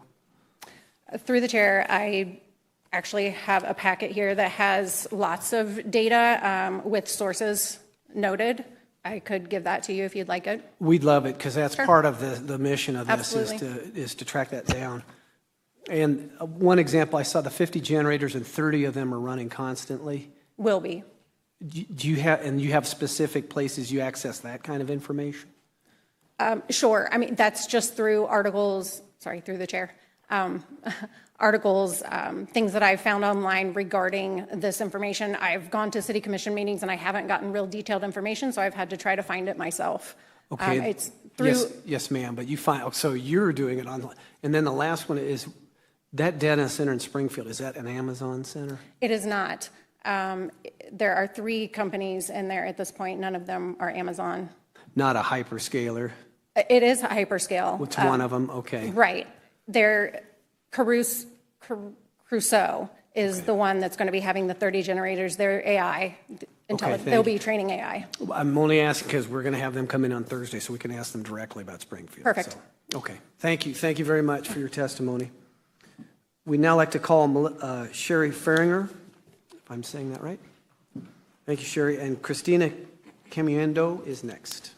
Thank you, ma'am. Welcome to committee. Thank you. Chairs Holmes and Chavez, representatives and senators, good afternoon. Thank you for the opportunity to speak before you today. My name is Sherry Farringer, and I live in Commercial Point in northern Pickaway County, about 20 minutes from here. It's beautiful, and I've met the most impressive people in the short time I've lived there. Good, smart, hardworking people. It was several months after I moved into my new home that I first heard the phrase data center. A neighbor told me of the plans for the land directly north of our neighborhood. The home builder did not tell me or my husband what they had known for 2 years that was coming. Amazon was building a data center.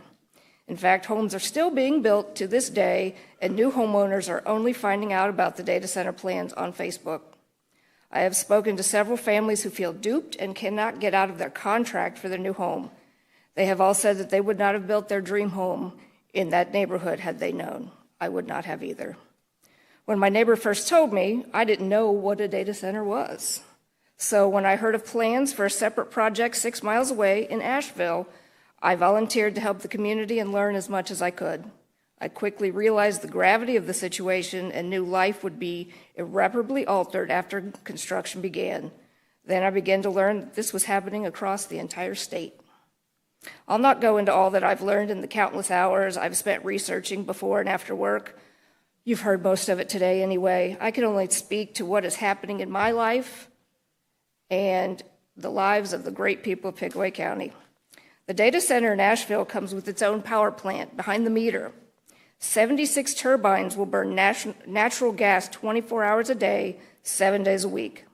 At least 40 of those massive engines, they're basically jet engines, are from a company that has never built engines for data centers before.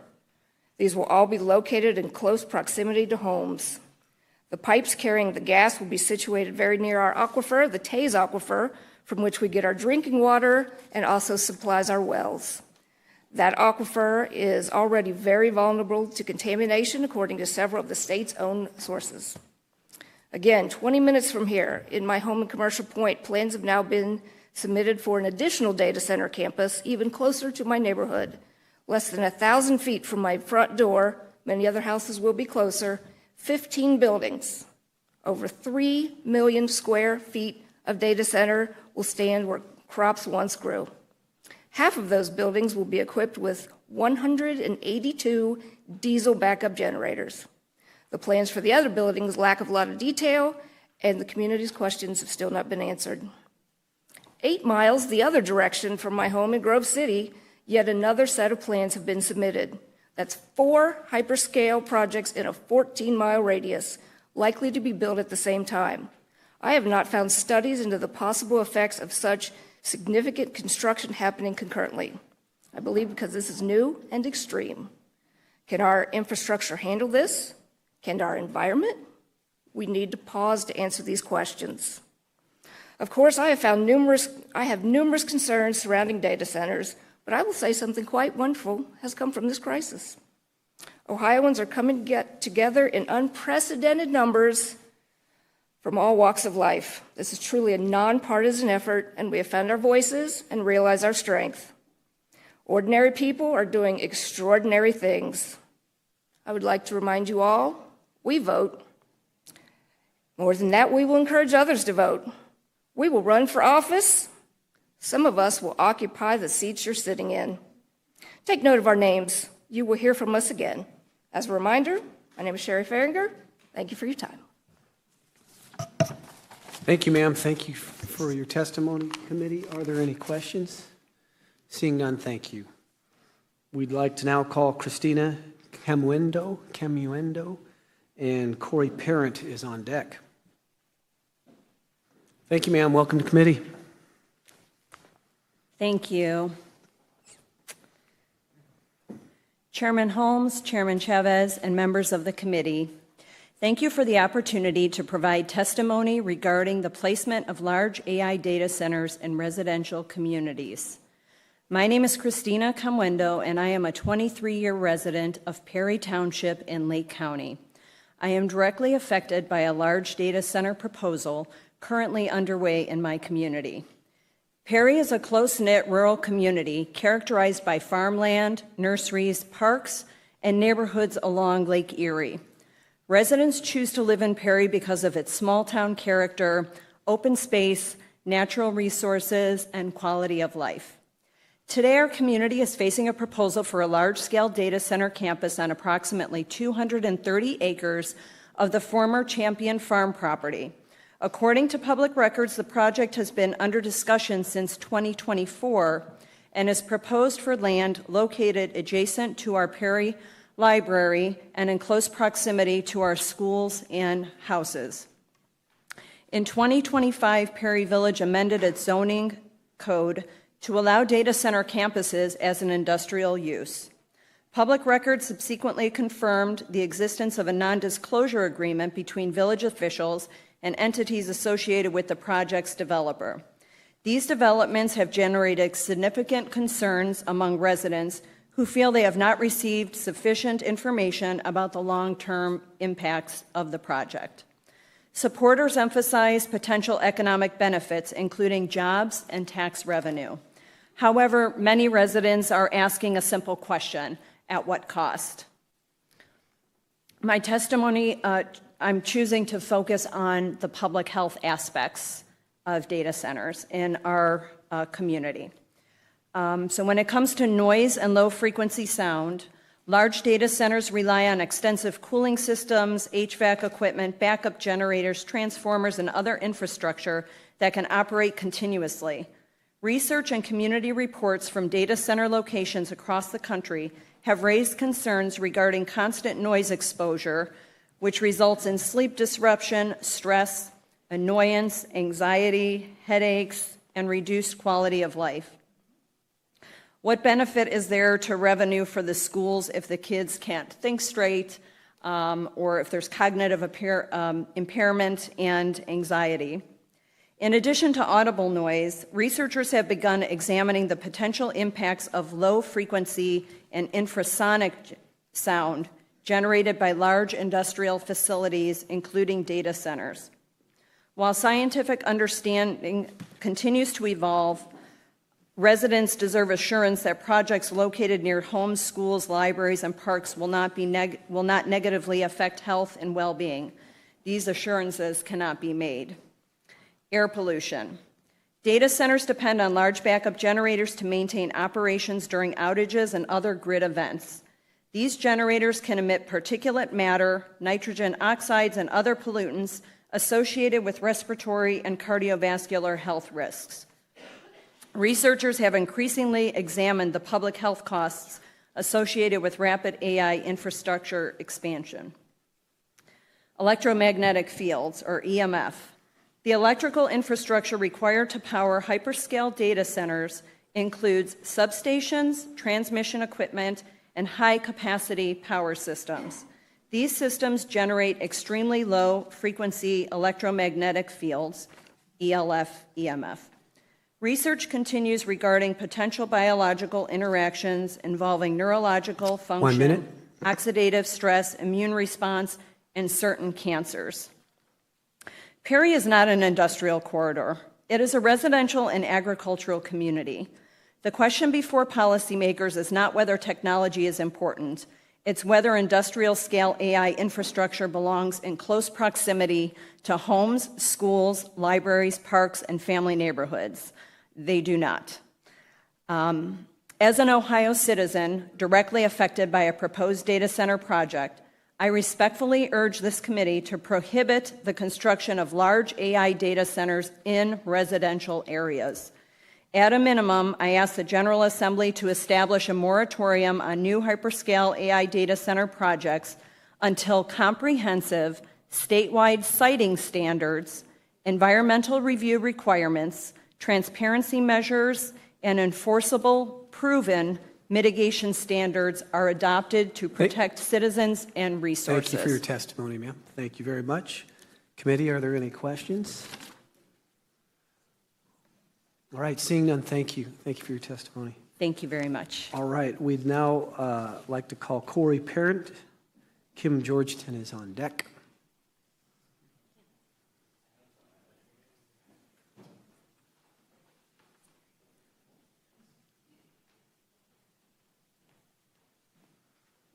Thank you. Welcome to committee. Thank you. Good afternoon, co-chairs and members of the Select Committee on Data Centers. Thank you for the opportunity to testify. My name is Corey Parent. I'm a resident of Allen County and a software and platform engineer who builds cloud infrastructure for regulated industries, including healthcare, financial services, and commercial real estate in the past. I work daily with the platforms these facilities are built to serve and with the economics that govern how their capacity is bought and sold. When you see that these facilities do not employ many people, it is because I exist. I interact with these data centers through software. I request servers and queues, the things to run businesses via software, not in person. I'm here to make one argument and to make it plainly. Ohio extends substantial public benefits to data center developers without requiring them to disclose who they are. I can speak to this directly. In American Township in Allen County, a data center representing $500 million in capital investment was negotiated for 15 months under an NDA. One of the items that I submitted is, in fact, a petition for writ of mandamus, which is actually what finally got me those records on Friday, or at least a production schedule to produce them. One key thing I haven't heard today is, what is a data center? No one is asking that question. No one is answering that question. Before we move forward on any legislation, I encourage the committee to encourage the Assembly to come up with a centralized definition for a data center to simplify legislation and understand what we're getting.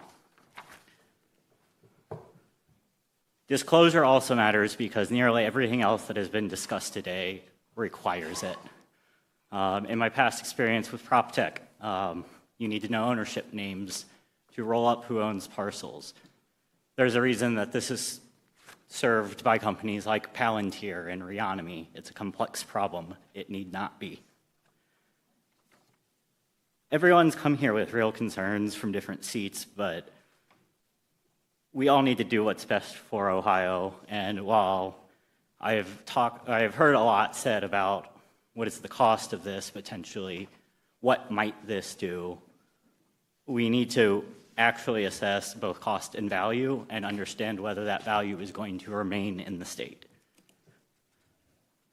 A key economic dimension to ownership that the public record cannot currently see and has not been discussed in the data center debate is Ohio's defense footprint.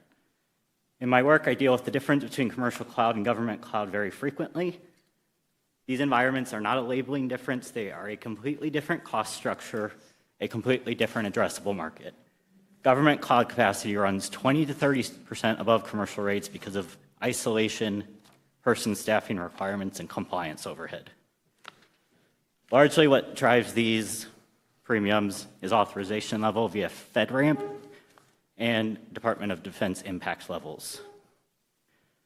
The authorization posture also creates an effect on the economic impact of the community. I, as a software engineer, or as a potential entrepreneur, me in service of my county's business people, cannot use that data center if it is a FedRAMP compliant facility.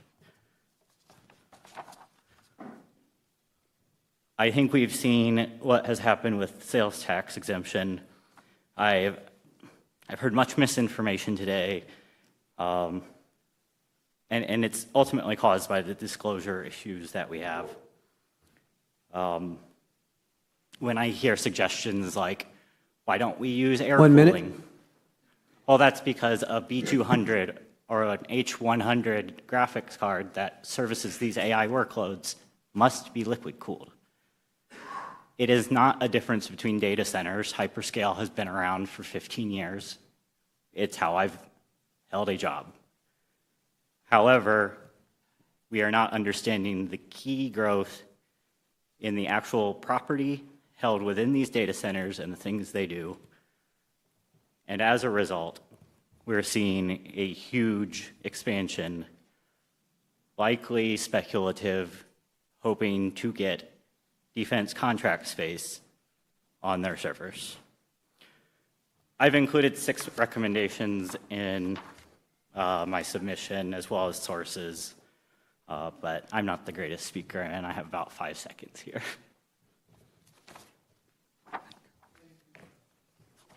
Thank you for your testimony. There is further, we also have, just for the record, you said a very detailed Select Committee, some response to questions you heard last week. It's very, very well refined. And also, in the Court of Appeals, you have a complaint for writ of mandamus that you have here that you've also given to us to look at. Committee, Yes. are there any questions? Representative Workman.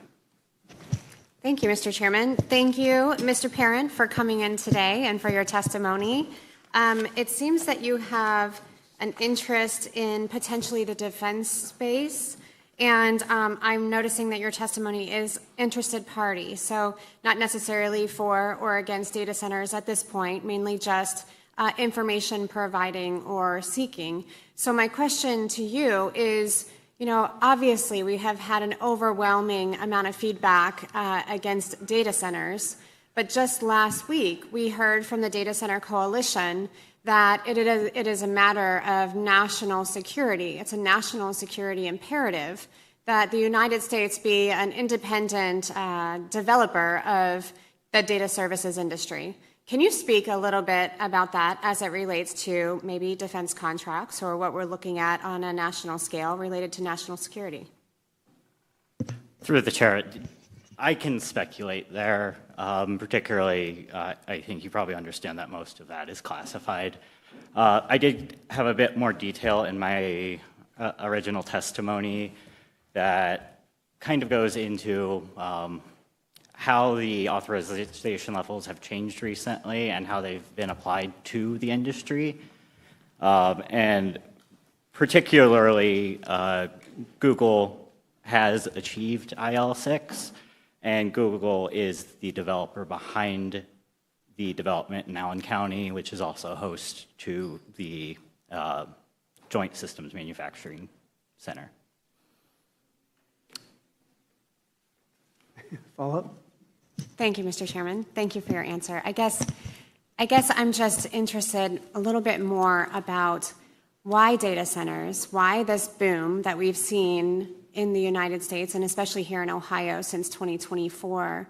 What does that get us? Why is it necessary at this time? Through the chair, I do believe that some data center growth is necessary. I see this more directly as a sort of a payer. I'm the responsible party for paying AWS and GCP and all of these instances at my company. I see the pressure on the price where we are definitely running out. Everything is leasing based and there's only so many servers at a time. Servers get more expensive during the Super Bowl, for example, because there's simply lots of people wanting to run ads. However, what I think maybe this proliferation is specifically related to Executive Order 14265. What that did is basically tell defense primes that they have to shape up and modernize their procurement processes. What that means practically on the ground is much more challenging to explain because it gets technical. Google's own platform for defense is actually, it's really a secured version of their standard platform. That is the whole purpose. That is exactly what matches with the language of off-the-shelf solutions. Google's own data centers use a technology called Kubernetes to do that. Kubernetes has been employed within, to my understanding, some aerial vehicles and some ground vehicles. And so effectively what this is basically like a brain in your tank. It's the same way that, you know, your car's brain has gotten smarter over time. You now have a 6-inch touchscreen, maybe a 10-inch touchscreen. Over time, we've done something, and this is very much related to the term edge, is we've moved computers to the thing they do. And this has particularly been one of my pushbacks around the surveillance argument. You can just put a computer chip on a camera. You don't need to run that through a data center. Committee, any further questions? Co-Chair Chavez. Thank you, Mr. Chairman. Obviously, you're very technical and you understand this at a very deep level. Can you distill your concern down to a layman comment? To the chair, I will do my best here. I do think I would say, you know, we need 2 pizzas and people are trying to get a slice. I mean, hundreds and hundreds of people is the way I would describe it. So there is going to be compute capacity needed. AI is not on the downtrend already. AI is very powerful. Opus 4.8 was released on Friday. So everyone's just trying to build in hopes of having capacity to sell. Where that puts us as Ohio is we don't know who we're selling to, and we don't know that we're producing the right amount. We are seeing basically sort of concurrent demand, a duplication of the same needs between multiple parties. In many ways, compute, the way that information flows over networks is very similar to power and water. They are simply networks. They have flow. I have to deal with rerouting, risks, and resiliency just the same. Committee, any further questions? Thank you, sir. Thank you for your testimony. We'd now like to call Kim Georgeton. Carl Setzer is on deck. Welcome to committee. Hey, thanks, chairs and members of the committee. It's nice to be here today again. I was back here in March as well. I'm not a lobbyist. I don't represent a corporation. I have no financial interest in this outcome. I'm paid by no one, which means everything about what I have to say. I speak on behalf of people who live in communities near me. I myself have 3 proposed data centers within 50 miles of my home. And I've already addressed the technology committee, and back in March, I requested a moratorium, which went to the technology committee. Of course, the request was heard, but it was not acted upon. And while we waited, more projects were approved, more communities were blindsided, more officials signed NDAs that prevent them from telling their own neighbors what's coming. And now we find out 7 out of 10 Ohioans do not want large-scale data centers in their communities. More than 30,000 have signed the petition to block any hyperscale data centers over 25 megawatts. In a representative democracy, those numbers are not a footnote. They are the reason this body exists. I have 8 concerns that have not been sufficiently answered, and I will name all 8 here. I won't go into detail. As you know, I've sent detailed written testimony that's about 10 pages long, so of course there's not time to address all of that here. But energy is number 1. We've talked a lot about that today, But I do want to point out that on Thursday, even your own grid manager testified that there will be periods of strain. We know that residential smart meters can throttle homes. Our data centers exempt from that. We've talked a lot about diesel generators, and we know that the grid will fail more often because of the strain. They talked on Thursday about caps, tariffs, and new classes being created, but I would argue that that's not enough because those are not in place right now, so we actually don't have the proper data to be able to make decisions around where the energy is actually going and who's responsible for generating it. I believe the public needs guarantees, things that we can actually hold on to, that we can understand. We talked about water quite a bit. We know that it uses a lot of water. We're concerned about drawing down from aquifers. We're also concerned about the discharge that we've talked about in terms of both thermal discharge and contaminated discharge.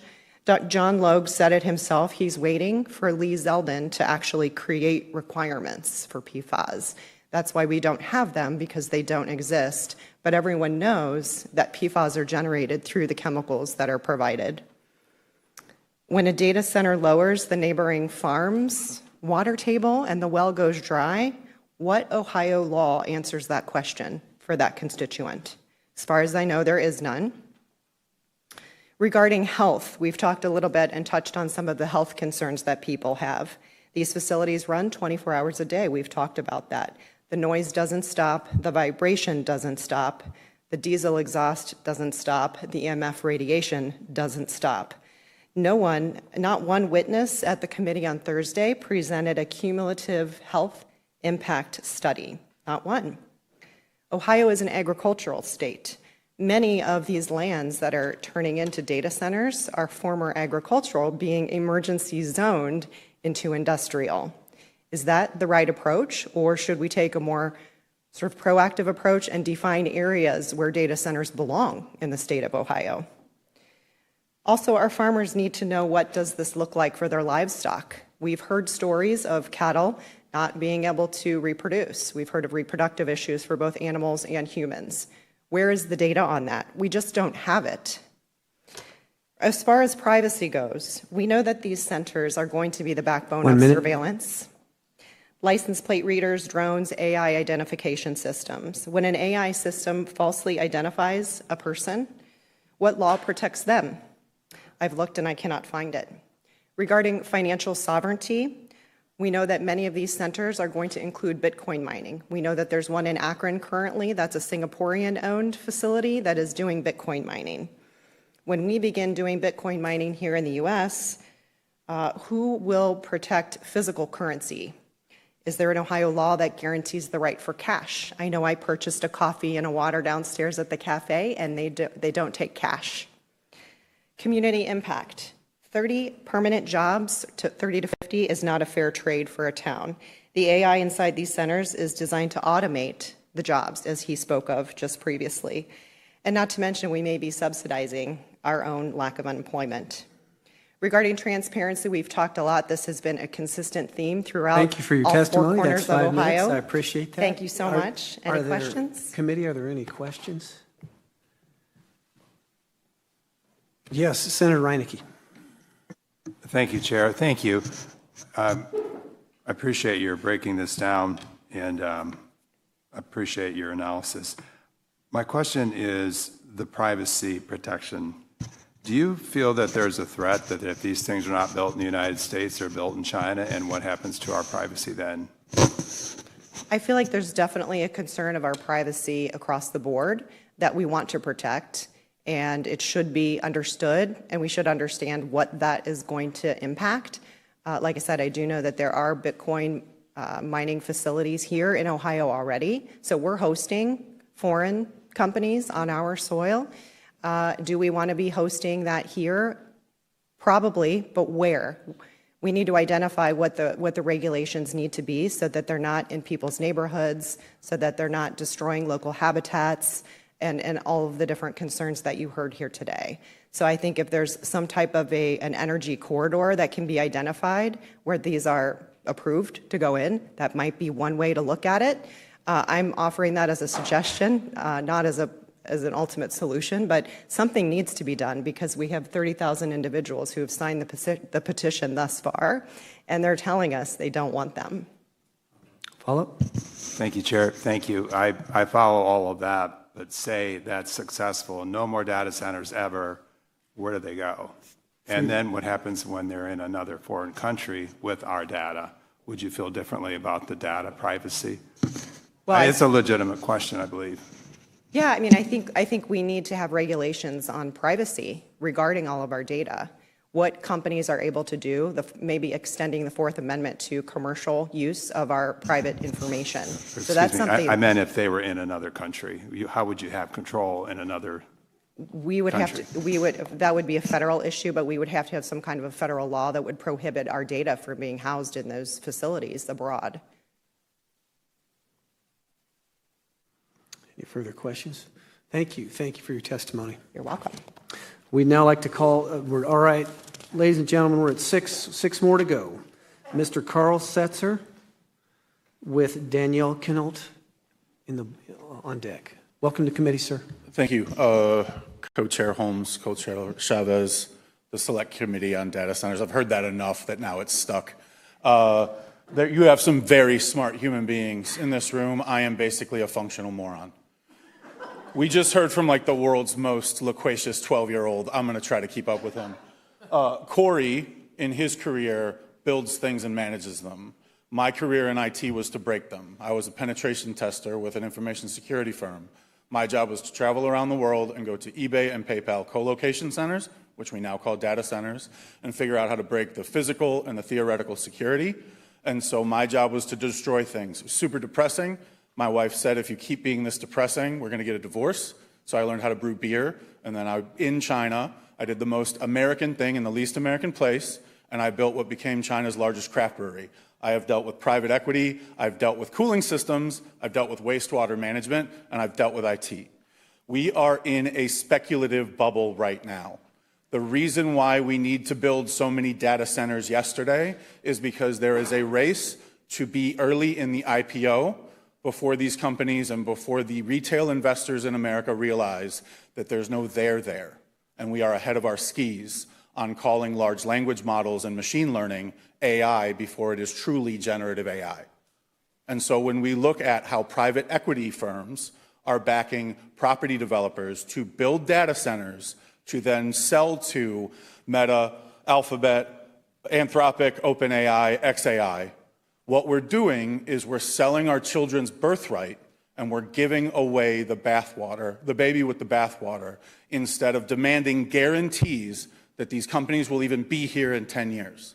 I was in Shalersville. I'm in Perry twice a week. I see the anxiety in the communities. And when we see the narratives from the investment companies, it's always the same. Whether they're building 16 data centers or 6, there's always 200 jobs. Why? Because it's enough jobs to look beneficial, but not enough to break your school system. These are marketing approaches to get over a hurdle, to get tax abatements, zoning, and environmental so they can build it.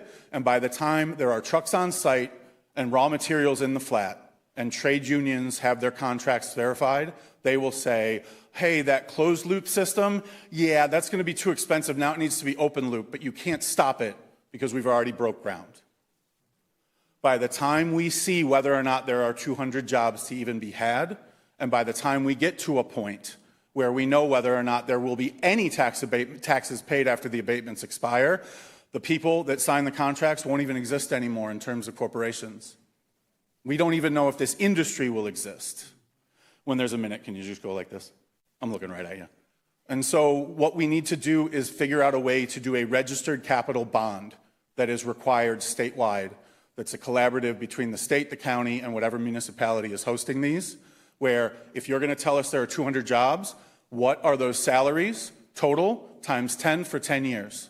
That money goes in a bond on day one. That way, if you collapse, at least the community and those municipalities have some form of capital to repair the blight that is left behind when this industry either collapses or shrinks the way all speculative bubbles do. If we have enough respect for our communities and for the next generation to say, we trust you, we're open to business, build here, But put your money where your mouth is. Put a bond in place and allow us the security and the guarantee that you're not just going to abscond once you've pumped the value out of your project, you've done your IPO, your founders and your Series A private equity got their cash out, and then the rest of America is left with your problem. You did it anyway. I was actually done, and so I just want to also thank everybody for what you do.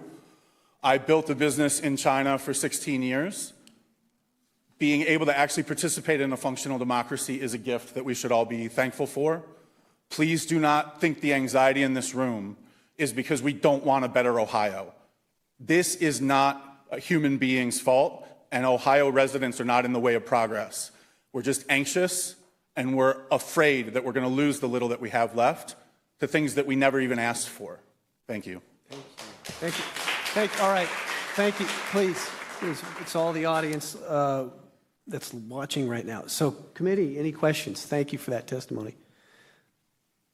Seeing none, thank you. Oh, yeah, I'm sorry. Representative Workman. Thank you, Mr. Chairman. My apologies there at the last minute.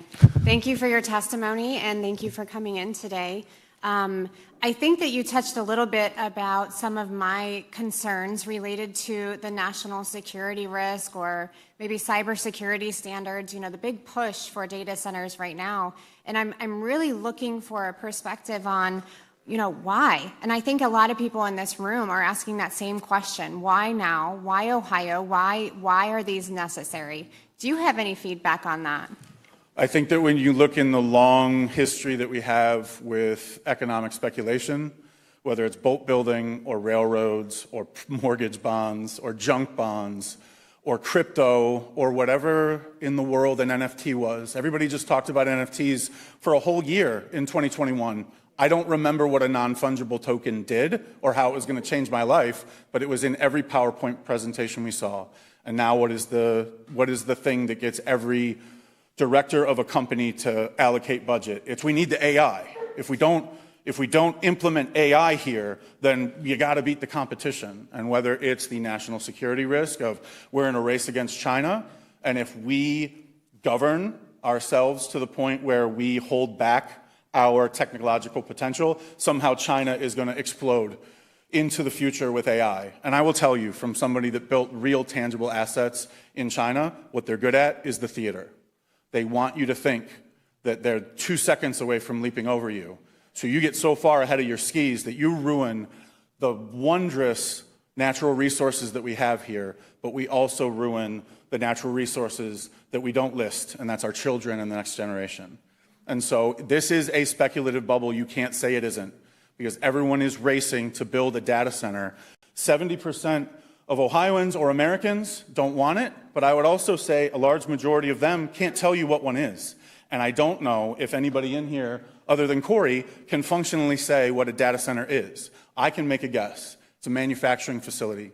They take raw metadata, they process it, sometimes in lightning speed to answer queries through ChatGPT and Claude and everything else, or more likely, when it comes to Meta and when it comes to Amazon, they're building profiles on us so they can sell us more things that we didn't ask for. That means if it's a manufacturing facility and you build a brewery, you know you get barley, water, hops, and yeast, and then you make a finished product. All of those things have taxes paid on them. Why are we looking at data centers as if they are just computers in a building? They're not. They are processing data. They're processing interstate commerce. Most of the data that's being processed in Ohio doesn't originate in Ohio. It's crossing state borders to be processed, and then finished products are being sold internally or externally for a profit. Why are we made to stomach $1 trillion net worth human beings that are about to IPO multi-trillion-dollar companies? And then we're supposed to believe that they can't afford to pay us a property tax and a sales tax on the things that they're using our natural resources to make. And so that's why. It's a race before the bubble bursts. Sorry, I didn't say through the chair. My bad. Thank you, Chair. We'll try again. Okay. Right all now.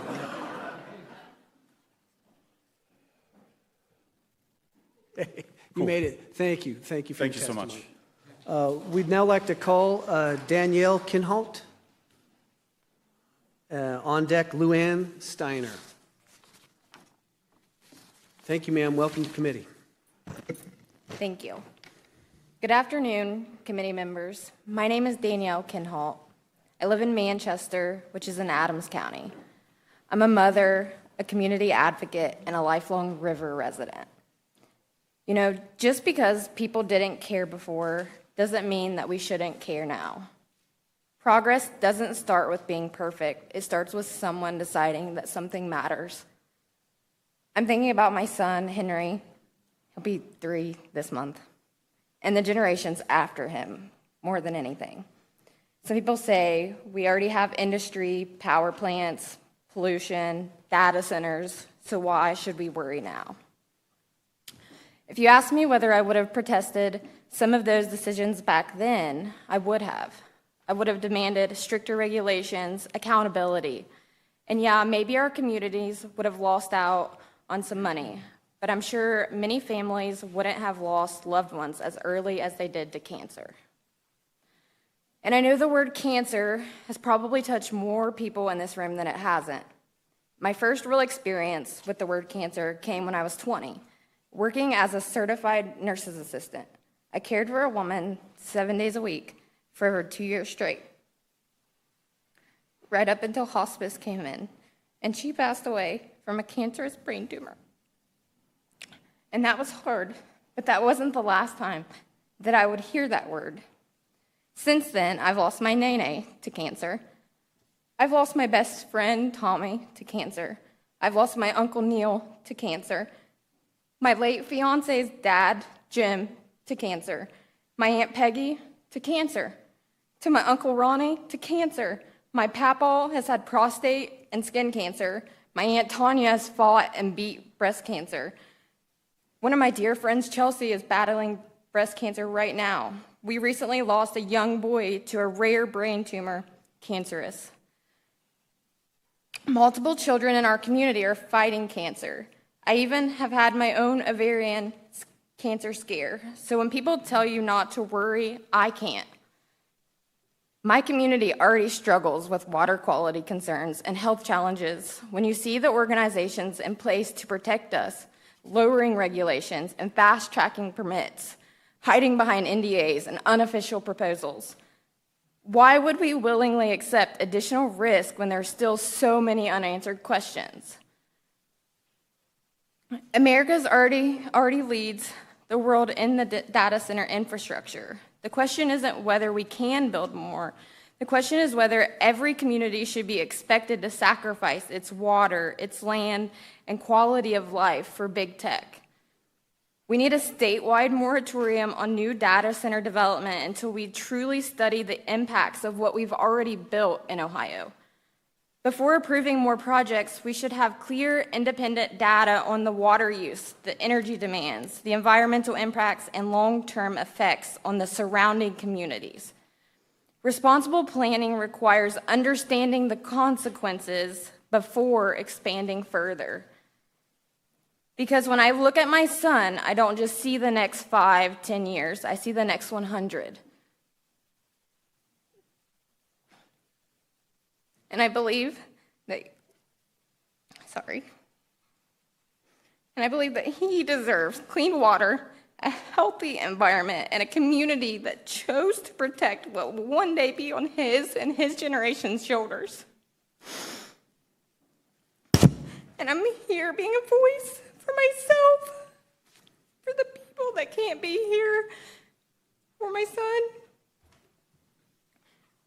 I know that you committee members hold the power to protect our communities, so please push pause and protect the small, unzoned, rural places that I call home and that a lot of people call home.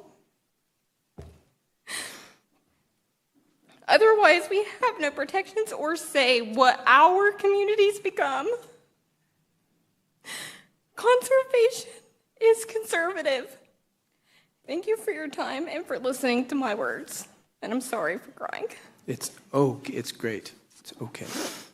Thank you for caring so much. Committee, are there any questions? Thank you for caring so much. Thank you. All right, we'd now like to call Lou Ann Steiner. Is she here? Okay. We'll move to the next one, Arla Walls.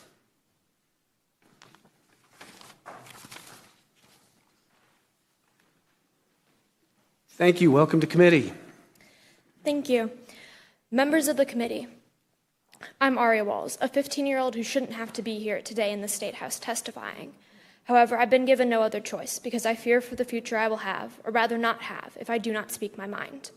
I've lived in the Lucas County part of Ohio my whole life, and I'd like to stay there. But just minutes from my home, a 715,000 square foot AI data center is being built. I'm not against innovation or new technologies, but I am worried that we're not evaluating the harm these data centers will cause. I watched the meeting from Wednesday and found myself with even more unanswered questions. These companies do not care about me, and they do not care about my community. All they want is to make people feel safe enough to not fight back. But it didn't work. That safety is false. They spoke about how they will strengthen community infrastructure, as if that somehow benefits us, when that's just what's required to be able to support the data center. They brought up how data centers have been around for over 20 years, but failed to mention how the ones they're making right now are different. A conventional data center takes 5 to 20 megawatts, but the hyperscale AI ones are 20 to 100 times that, depending on the specifics of the facility. The Meta AI data center being built near me will be powered by its own personal natural gas-fired simple cycle power plant. That may sound great. It won't strain the electrical grid, right? Except there's a reason why this type of energy production fell out of favor. They're inefficient and produce significantly more pollution. The reason why Meta is using this type of power plant is because despite the fuel expenses being higher due to the inefficiency, the cost of building it is cheap enough to offset this. It doesn't matter to Meta how much more harmful this will be to my community. The pollutants produced include nitrogen oxides as well as greenhouse gases, which have been linked to respiratory illnesses and increased risk of childhood asthma. What are the data centers doing to protect the community from the air pollution they're creating? I cannot live where I cannot breathe. Those health effects will take time to begin to present themselves, but they will inevitably come, and once they do, it'll be too late. While the EPA has an obligation to limit this pollution at the federal level, states can also impose even stronger standards to further protect the health of their residents. I strongly believe that data center development should be paused until better legislation that prevents air and water pollution is in place. What I haven't heard today is anybody telling you exactly what the policies are that they want. So I'd like to give you an example. Just a couple days ago in New Jersey, Governor Mikey Sherrill just proposed a 4-part plan to regulate data centers. This includes them reporting on the consumption a 4-part plan to regulate data centers. This includes them reporting on consumption and consulting members of the community. I believe that we should follow suit and form legislation based off of that. I'd also like to note that according to Stanford University, we are set to run out of natural gas by 2060. This isn't a set number. The more we use, the closer that day gets. That's within my lifetime. These data centers simply aren't sustainable. Please don't put the consequences of your decisions on the younger generations. The young man, Samuel, who spoke earlier, stated most 12-year-olds aren't concerned about this, but I'd like to call attention to the fact that many 15, 16, and 17-year-olds are. This is my future we're talking about, and I deserve to have a say in it. I want clean air, drinkable water, and a stable electric grid for my generation and for everyone that will follow. Do not search for hope to give to me, because hope can only come through change, and I will accept it in no other form. And I have one final note. This testimony was 100% human-made and research-based, because I don't need my intelligence to be artificial. Thank you for your time. Thank you. Okay, thank you. All right, thank you. Thank you. Committee, are there any questions? All right, seeing none, thank you for your testimony. All right, we now, Dylan Lloyd, and then on deck, Darcy Odom. Are you here, Darcy? Yes. Okay, those are the last two. Welcome to committee, sir. Thank you. Good evening. Chair Holmes, Chair Chavez, and members of the Joint Legislative Committee, thank you for the opportunity to testify today. My name is Dylan Lloyd. I'm a 16-year-old student from Adams County.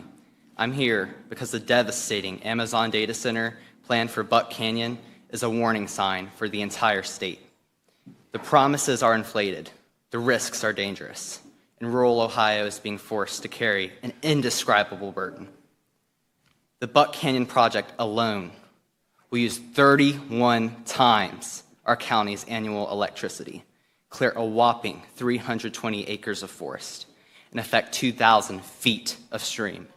This is not an isolated issue. Ohio has 223 data centers, either operating or in the pipeline. Multi-billion-dollar corporations are treating rural Ohio like a private battery, breaking down into three major crises. First, grid strain and rate hikes. Developers quote industry-sponsored studies to claim families won't see an increase on their bill, like it's fact. But it's already happening. Families, farmers, and small businesses absorb the utility costs, while under Ohio Revised Code 122.175, these corporations can get a 100% tax exemption on their equipment. The state lets them build tax-free, while some of the poorest people in our state and in the nation are forced to pay for giant tax utilities. Second, the destruction of our water. These projects consume millions of gallons of groundwater every single day. This water is either evaporated or pumped back into rivers as hot water, known as thermal pollution, killing wildlife. Our communities depend on aquifers. Once they're gone forever, as far as human timescales are concerned. Yet, the Ohio Department of Natural Resources Director Mary Mertz recently admitted the state has, quote, no visibility, end quote, into actual water use on public systems. They are hiding behind public water systems to bypass the people. Ohio is flying blind, dangerously approving projects and asking questions later without the facts.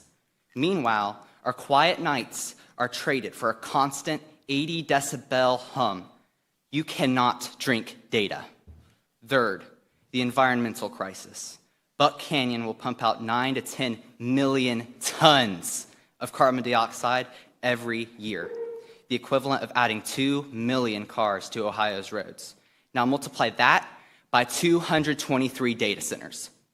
This is a climate disaster no amount of greenwashing can fix. And what do we get in return? Tens of permanent jobs, which are frequently outsourced. Developers blur temporary construction with permanent employment, but the economic promise is a lie. Growth should not mean sacrificing our land and water, so outside interests can steal our resources, and leave the bill behind once it's gone. My generation, our generations, will live with the consequences of what you decide here. We are the youth. In the words of Benjamin Franklin, this is a republic if you can keep it. Please protect our resources. Thank you. Thank you, sir. Committee, are there any questions? All right, thank you for your testimony today. Thank you. All right, citizens, not least, Darcy Odom. We'll finish strong. Thank you, ma'am. Welcome to committee. Thank you for hearing us and allowing everybody to speak today. I'm a local volunteer with Conserve Ohio here in Columbus. I'm not from Ohio. I am not from one particular state, as I come from a military family. I have called Mississippi, Florida, Indiana, Ohio, California, and now once again, Ohio home. I am not from here, but I deeply care about the people here, the land here, and the future of this state. I am also not directly impacted by a data center being built in my backyard, but I have great empathy and concern for those who are. And I know that I and everyone in this state will be directly or indirectly impacted if we allow this rate of development to continue. I could discuss facts, statistics, and studies on these data centers, the projected and documented pollution to the soil, to the water, to the air, to the dark night sky, etc. But this has all already been shared by people here who are much more qualified and much more informed than me to discuss these facts. I'm here for the butterflies, the birds, the bees, the bats, the lightning bugs, the salamanders, the soil, the water, the children, and their future. I deeply believe in leaving places better than we found them. I believe in living in a reciprocal manner with nature and each other. I spend much of my free time working with the local land. My hands and feet are happily in the dirt about 3 to 5 days a week. I volunteer at Franklinton Farms and use my own backyard as a research space and garden. I've been avidly studying native and invasive plant and bug species in the last 2.5 years I've lived here. I'm even working with an official from the city to properly identify invasive species in my yard and in my neighborhood so I can continue to effectively and cleanly get rid of them and replace them with native, perennial, and sometimes endangered plant species. I bring all of this up for a reason. In the plant kingdom, there are native, invasive, and also naturalized species. Naturalized species are ones that are not originally from the new place they are now growing, but do not harm or choke out native species. They grow alongside them and more often than not also have beneficial properties. They are welcomed. The term invasive is pretty self-explanatory. As I battle in the dirt with my hands and a shovel against invasive species on our lands, I also battle on the streets with a petition and a pen against the invasive data centers that are choking out the very same lands. We are a state rich in soil, rich in farmland, rich in water and resources. I know this well coming from the contrast of California and the desert. However, this is now all being depleted and abused on a daily basis, not just by data centers, of course. There are many factors at play. However, data centers and the current intended and unchecked rapid expansion of them here will most certainly make a massive impact on the destruction, desecration, and violent depletion of our shared wealth, our natural and incredibly necessary resources. These data centers are not naturalized. They are largely not welcomed, and they are currently operating as an invasive species. Do they have the potential to be naturalized? People who are much more informed than me say yes, there are better ways to run them, but we can't do that if we do not stop now and reevaluate our approach. Scientists all over the globe have been persistently broadcasting that the living fabric of our ecosystems is unraveling. They all point toward globally interconnected causes: industrial agriculture, pesticides and pollution, habitat destruction, wetland loss, climate change. Scientists are also independently finding that butterflies are rapidly losing their color. That's heartbreaking. Pollinators, all of our bugs, our birds, are becoming more muted and not just in color. The natural and, again, necessary parts of the world are becoming silenced because they are disappearing, because their numbers are dwindling, because we are rapidly and ignorantly taking over the very last of their homes and our precious wild spaces. There is a scarily significant global decline in diversity and the abundance of almost all living creatures and the kingdoms that make up our beautiful planet. We are replacing the natural songs and sounds and hums of the world with the incessant, malignant hum of machines and metal and data. We need to be investing more in and at the minimum protecting the data centers underneath our feet. The ecosystem that makes our food, that gives us the air that we breathe, the water that we drink. Water and soil aren't luxuries to be wasting. They are food security. They are life. They are a birthright. Freshwater and rich farmland are already endangered. Why are we prioritizing their use to house and cool computers as opposed to using them to continue to nurture each other, our land, and our future? Why are we not pausing more and asking more questions like, is this rapid rate of our expansion mirroring the rapid decline of our ecosystems, our fragile ecosystems? And what is this expansion actually worth when considering that? Why are we investing in the willing destruction of our shared natural wealth for the financial benefit of these large companies?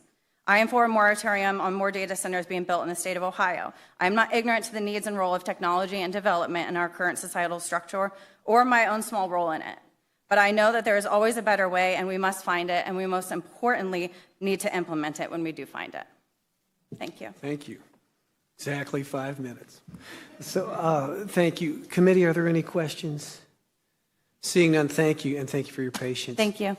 Committee, I'd also like to point your attention to over 70 pieces of written-only testimony that we have. Is there any other business come before the committee today? Any comments anyone would want to make right now? All right. Seeing none, there's one thing I'd like to say. Citizens, thank you so much for your participation. I don't know if you've seen our mission statement. We've published it and tried to make it public, but we have 5 specific tasks that we've set out for this entire process. Number 1 is to determine data energy cost and availability impacts to ratepayers. Number 2 is identify state and local community economics of data centers development. 3 is determine the environmental impacts of data center development. 4 is identifying public safety and national security considerations. And 5 is increasing public awareness and sector knowledge. Whether you know it or not, you helped us do all 5 of those today, everyone who participated. So our genuine thanks for your citizenship and patriotism. If there's no other business today, Select Committee on Data Centers is adjourned.